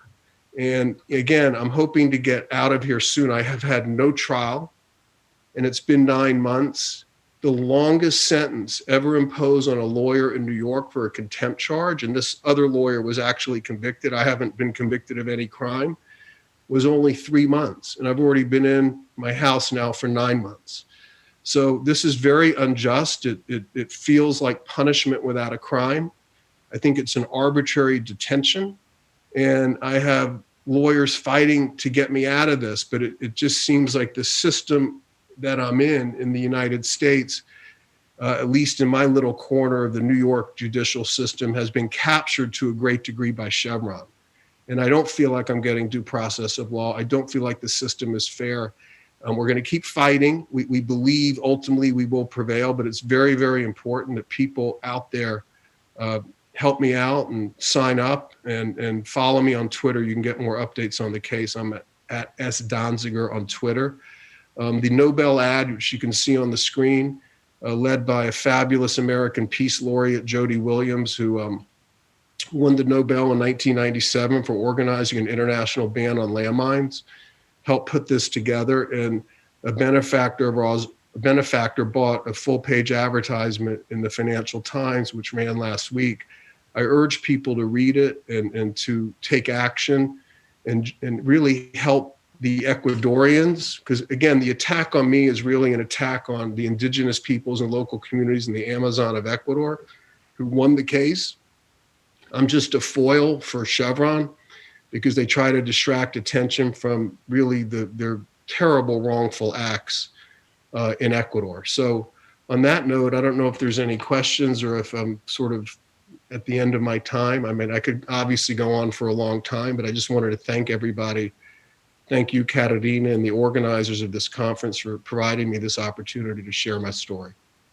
Well, thank you so much, Stephen Donziger, for your courage and for your work. Let's see. I'm sure we have many questions, but let's start with one with Nick Nuttall here. Yeah, hi. It's an amazing story. I've read about it, and you know, hats off to you for keeping going on this. My fundamental question is actually, we talk about Chevron, we talk about what's been happening in the US, but how has the Ecuadorian government actually responded to this? What position are they taking? That's a great question. In a nutshell, they have not responded in a way that's supportive of their own citizens. Going back to 1964, when Texaco first went in, they cut a deal with the government. And for decades, the government has been their silent partner in these oil operations. Texaco, the exclusive operator, Texaco made the decision to pollute, but the government has benefited. That is, the elites in the government have benefited, as opposed to their own citizens. Now, there have been some efforts by certain leaders, including Rafael Correa, who was the last president of Ecuador, to try to direct resources to this region that needs them so desperately. But, you know, Ecuador is a country that is suffering on so many levels. You know, it has one of the worst outbreaks of COVID of any country in the world right now in Guayaquil. It's probably the COVID epicenter of the world. It's the price of oil, which they depend on, has collapsed. They've had, I mean, it's in a very bad state. So the resources really aren't being directed. But I will say this, the government oil company in Ecuador, which was a partner with Texaco in this completely substandard operation, deserves some portion of the responsibility. I mean, Texaco is the main culprit in the eyes of the people because they built the system, engineered it to pollute. It was designed to pollute as a way to save money. They're grifting off some of the most vulnerable people in the world. That is Chevron. That is, they're getting think about it, the most vulnerable indigenous groups in the world living in the Amazon, fighting for survival, are bearing the cost of decisions made by oil executives in the United States to increase their profits by deliberately, systematically polluting to the tune of 4 million gallons of wastewater a day. So the government needs to do more, but unfortunately, we haven't really seen much. Our main focus, though, is making sure Chevron pays what it owes. I think at the time that we can get it to that point, the government is also going to have to participate in the cleanup. Stephen, for climate warriors watching this, what advice do you have if they want to take on big oil, big corporations that are destroying the climate for future generations? Well, this is what I'd say. I mean, first of all, please don't be discouraged by my story. I'm super proud of what we've accomplished, and I have great spirit, okay? And no judge in the United States can ever take from the people of Ecuador what they've accomplished by winning this case and imposing a lot of accountability on Chevron. So please draw from this story to understand you can do it. I mean, the people won the case. And I think it's also important to separate my personal story from the bigger picture. The case will go on whether I'm participating or not, because there's a lot of lawyers involved. And the final point I'd make is you have to rethink how to do stuff. I mean, as a lawyer, when I first became aware of this problem in 1993, my first trip to Ecuador, I couldn't believe what I saw. It was like apocalyptic oil pits and oil on roads and people barefoot, and everything was just mucked up with oil because Texaco felt like they could get away with it. Well, to do a case against an oil company and to sustain it for so many years, you need resources. So, really using a what I would call a capitalist financing model in service of human rights, which is what we used, allowed us to raise the capital to get the legal talent in to have the success that we've had and will, I believe, continue to have in other countries. So I think when you need to reimagine, I think sometimes how to do things. In our particular corner of the legal universe, we figured out a financing paradigm that has really worked. And I think that's one reason why I'm in the situation I'm in, because I was the person who kind of made that happen more than any other and helped raise a lot of funds. So, but it can be done. Litigation finance in the service of human rights, I think, is a way to help hold some of these fossil fuel companies accountable for pollution and sort of help the causes we all believe in. Well, thank you for sharing this. Let's take one final question from Nick. One final question. I mean, when do you think you're going to be out of that house? I mean, is it as long as a piece of string, or is there some glimmer at the end of it in this long story? Yes. What is your next step here? What can you do? So kind of in our little area here, I have lawyers who are filing motions to get me out. The fundamental problem is the judge with whom we filed the motions was appointed by Judge Chapman. So there's very little space for me, I think, to get a fair hearing.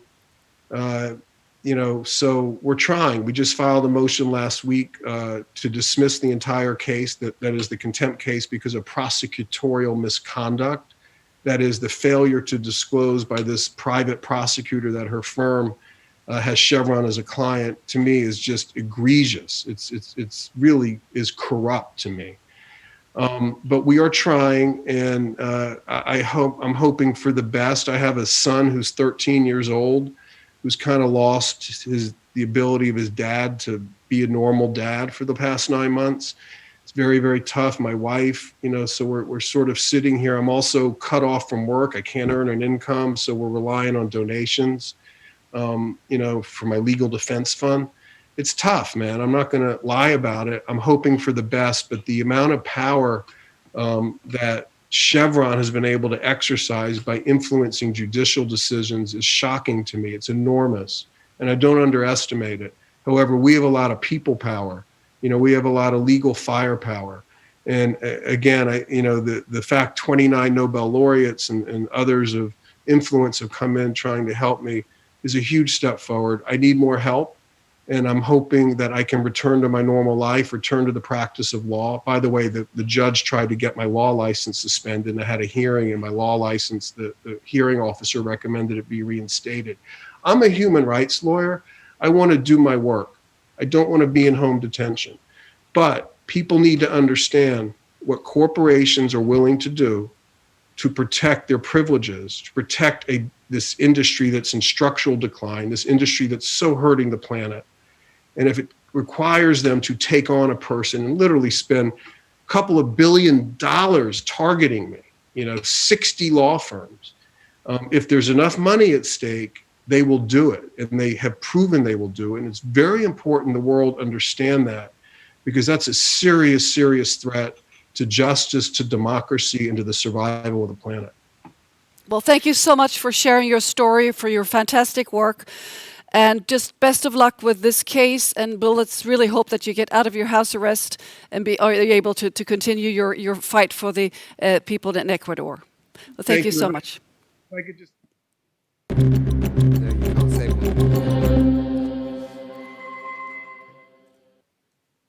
We are now moving on to the conclusion of this last show. So, Owen. Meet Kathleen. Owen Gaffney, you're with me here to conclude, and Nick Nuttall, as always. What would you say, Owen?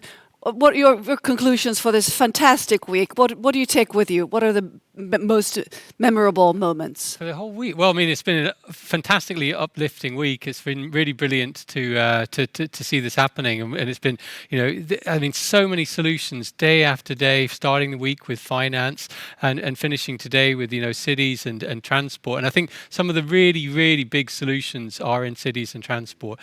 The energy sector has been on an exponential journey and is making very, very big inroads in the last decade or so. And I think this next decade is the decade decade of cities and transport to do incredible things, to completely transform. By 2030, I think everything will be very, very different. And I think the stories today, give us that message. Clearly, when we had Jonas talking about shipping, when we produced the Exponential roadmap, the first time, we were looking at these very, very hard to reach sectors like the shipping industry. I mean, how do you convert that? This dirty industry, it's heavy on emissions, 2 to 3% of emissions, and very difficult to transform. And now we actually found that it's actually quite easy to cut emissions in half from that entire sector. And now we have companies like Maersk saying they're going to be net zero by 2050. I mean, huge corporations like that. So there's very, very positive messages from transport and from cities. I mean, and one of the most positive is just this week with Milan realizing, in lockdown, that having a healthy, clean air to breathe is sometimes is incredibly beneficial, and then committing to 35 kilometers of cycle paths and footpaths and trying to keep traffic off the roads there, which they're finding, they're learning lessons from this COVID crisis that we're in, that they can transform to sustainability. So these are sort of, these are the very exciting ideas that are coming through. Well, thank you, Owen Gaffney. Thank you for co-hosting this fantastic show. Nick Nuttall, your concluding remarks, please. Yeah, I think many, many fantastic examples across many, many sectors of where things are going right. I think there's still a very big battle to be had, in a sense, on the issue of what is sustainable agriculture. And I think that was the most heated debate of the week between Washington and Stockholm. Let's see how that develops. But I think that is the one that's probably the most worrisome at the moment in terms of where we're going in terms of climate change. And thank you for being such a wonderful person, popping up and down, taking questions from the viewers all the time. Popping up and down. Maybe sound like a Jack in the Box, but okay. Well, you were marvelous. Thank you. Thank you, Catherine. And tomorrow we have another day. We're not quite finished because we actually have a hackathon tomorrow. So before I sign off this week, I'd like to hand over to Kathleen Rogers, who is the Earth Day Network president. Meet Kathleen Rogers. Kathleen has worked with financial support for green buildings and schools, and as president of the Earth Day Network, she founded the Billion Acts of Green program, which has recorded nearly 3 billion actions to improve the environment. Hello there, Kathleen. Hi, how are you? Can you hear me? Yes, we can. Please give us your final remarks. Thank you so much for including me in this important event. I really enjoyed particularly the last session. I'm a lawyer and have sued many people, and appreciate the work that lawyers are doing everywhere to protect us from the rollbacks that we're experiencing worldwide. I also want to thank We Don't Have Time for their enormous contribution that you've made in a week-long program for Earth Day. And thanks in particular to Ingmar and Nick for having the foresight to create a week-long program. We're wrapping up our own Earth Week, although it's really grown to Earth Season. And in fact, we're calling this Earth Year because there are so many elections in 2020 worldwide, and because so many other global commitments are due around climate change and other environmental issues. We probably had close to 500 million people engaged in Earth Day despite the pandemic, which is extraordinary. Almost all of it was digital, although some countries were able to do things out in the open, including protests. But we did have citizen science projects, online rallies, virtual marches, webinars, and probably our most important campaign this year is our Commit to Vote campaign, which saw millions of people committing online to committing to vote in their next elections. As I said, there's so many this year. While I do believe that each of us has an obligation to commit to individual actions, it's my particular view, having been in this business quite a while, that it's the corporations and our leaders that must take responsibility for leading us out of the wilderness that we've created. Given so many leaders and corporations are sliding backwards, we really must all exercise our most important civic duty and vote them out. At Earth Day, we're pivoting to our campaign called Vote Earth, which we've run in a couple of communities in Australia to not great success, but in other places a little bit better, in the hope that as we lead this for the rest of the elections in 2020, leaders around the world will take heed of our collective action, worry about it, and change their behavior. And if they don't, they will suffer the consequences. So I leave you with one message for all of your viewers, and that is voting is our most honored and trusted civic duty. And I commend all of you for committing to vote, and I urge the rest of you to vote Earth. So thank you very much on behalf of all the citizens worldwide who participated in Earth Day. Thanks very much. Well, thank you very much, Kathleen Rogers, and thank you all of you watching this.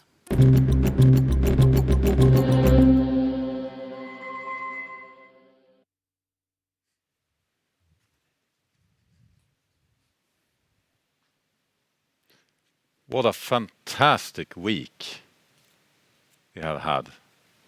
Thank you so much.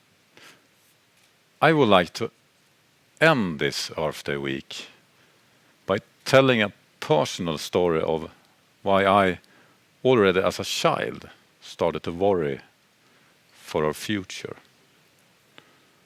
I remember this story as yesterday. I was 6 years old, and it was a beautiful summer day, clear blue sky. I was at the beach with my large family. I was lying on an air mattress by the sea, and it was so comfortable, so I felt asleep. A couple of hours later, I woke up. Someone was screaming. I was kind of confused. I had got second-degree burn damage from the sun. But it's not the pain I still remember. It's the anxiety when I heard what the grown-ups were talking about. They mentioned something that I never heard before. It was called the ozone layer. They were talking about that we humans had done something terrible to our planet, to our sky, that made it dangerous to be outside. This terrified me, that we humans could do something like that. But this story have a happy ending. 2 years later, when I was turning 8 years old, the world leaders gathered in Montreal and decided to do something about this problem. They decided to forbid the use of the chemical freons. And today, 30 years later, the ozone layer is about to be restored. This is a fantastic story. Today, I'm a father myself, and on this Sunday, my oldest daughter is turning 8 years old. And as we know, we don't have 30 years. We don't have time. In fact, we only have 8 years left to halve the emission in order to be in line with the Paris Agreement. Our world leaders don't even have a meeting planned this year. But we do have a unique opportunity because of the global health crisis. The world has come to halt, to a pause. And we have time for reflection of what to do when everything are restarting. Either we go back to the business as usual, that destroys our only home, a really dangerous path, or we use the solutions we have and solve the climate crisis in 8 years. And what we have seen here today and this week is that we have that solutions. And what I hope you also have seen is the same thing like I have seen. And that is hope. Because when people work together, as in this conference, different people, that leads to change. Together, we have seen investors, businesses, employers, employees, organizations, local governments, young people, old people, you and me and every one of us has worked together for change. And that's an incredible, powerful source. If we use this power to help our world leaders to do the right thing, to make the right choice, and not go back to the world we had before, we will solve this. But if they don't do that, we will never, ever give up. Because together, we will, we can, and we must solve the climate crisis. And I would like to thank you, everyone that has viewed and participated in this conference. And especially, I want to thank everyone behind the scenes. Over 300 people have worked very, very hard with this conference. So thank you behind the scenes, and thank you to all the partners, thanks to all the speakers, all the viewers, all our app users, and everyone that works for the climate and for our future. And I must thank our fantastical hosts. Shota Chakraborty, hello Washington. Katarina Rolfsdotter, what an amazing event you have put off here. Nick Nuttall and Owen Guffen, thank you so much. And what you're going to receive here is something for the future. And I'm sorry, Shota, you will receive it digitally. We will plant a tree in Africa for you. But you that are here in the studio, you have to plant your own tree. Oh my God. Wonderful. And what Nick, a great idea. I'm glad you take the train, not the plane home. What a great gift. And here we go. Wow, And thank you. In fact, we're planting a tree for all new app users that are downloading our app. And our partner is an organization called trees.org. They have planted incredible 189 million trees since they were founded 30 years ago. So be part of the solutions, do something, and we solve this together. Thank you. Thank you, Ingmar. Thank you, co-hosts. Wonderful, wonderful to get a tree. And before we sign off completely, I'd like to hand over to the producer of the We Don't Have Time song, CJ Palmer from Sustainable Studios. And he's going to show the songs, of course, and it's featuring Adam Baptiste. Hello, this is a greeting from Stockholm, Sweden. My name is CJ Palmer and I'm the founder of Sustainable Impact. Dear friends, I want to start by thanking the Earth Day Network for the great work that you've been doing throughout the decades and that you keep on doing today. Thanks also for inviting me to speak here today. I have a background in medicine as a medical doctor. I've been working in the sustainability field for many years, and I'm a singer and songwriter. On this important day, I'm happy to share some of my thoughts and reflections with you. Despite all the tragedy and the dramatic effects that the COVID-19 pandemic has had on individuals, our societies, and the whole world, it has also resulted in other, more positive effects. For instance, air quality has been improving dramatically in many cities. CO2 emissions are down, skies are clearing up all around the world.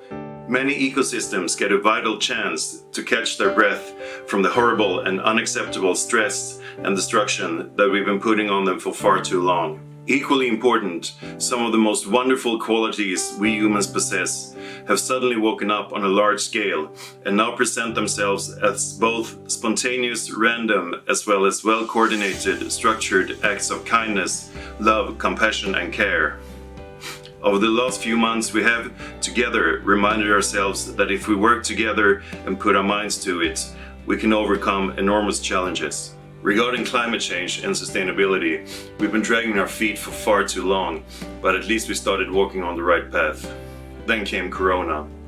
Looking forward, there is no way that we can let ourselves go back to business as usual, in the sense that we let unsustainable activities and businesses just restart their massive destruction of our fantastic planet and of our future. We all need to be on our toes here. Behavior and attitudes must change. I say that we use the momentum that the Corona crisis has created and that we run towards a sustainable future in order for us to avoid a much larger crisis, climate change. We will now play you a music video and a song that I co-wrote where I'm singing. It says that we have no more time to lose to secure a livable future, and we don't have time to wait to act on climate change. Thank you very much for watching. Please stay safe in all aspects, now and in the future. Peace and love from Stockholm, Sweden. On Earth Day 2020, we Earthrise. Thank you.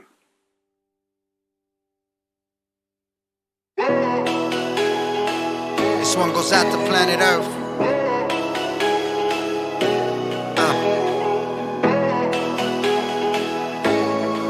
Each one teach one. Listen, listen, there's a distant sound. Yeah. Coming closer soon, it's all around. It's all around. Hear me, time is running out. Come on. Come on, tell them what it's all about. We're running out of time, running out of air. Gotta keep it clean, show me you care. Wherever you are, you gotta wake up. Come on. We got a job to do, so stand up. Salute life, not the general. Play fair, where's your morals? We can be united as the nations. For our planet, running out of patience.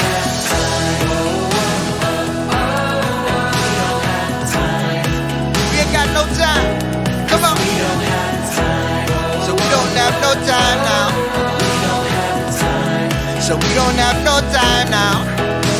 Yeah. Time to act, we got a world to save.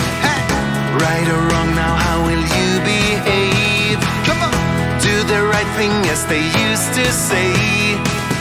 More than ever, that is true today. Listen, you wanna be part of the solution? Switch it up for future generations. Level up, stop wasting. You wanna know if that's water that you're tasting? Stop playing with our future. My daughter told me if our planet dies, then how will you console me? Show me some responsibility. Yeah. That's right, y'all, we don't have time to ignore the signs. We can't ignore no more. We don't have time. You gotta make it right now. Make it happen right now. We kids don't usually do what you tell us to do. We do what you do. And since you adults don't give a damn about my future, I won't either. Together we can do it. We don't have time to wait. Come on, let's go! We ain't got no time now to ignore the signs no more. Hey.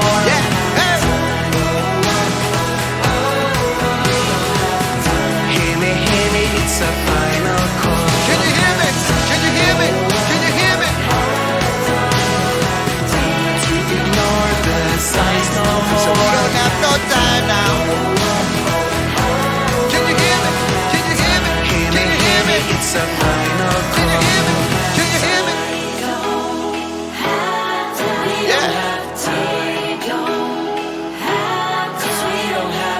This one goes out to planet Earth.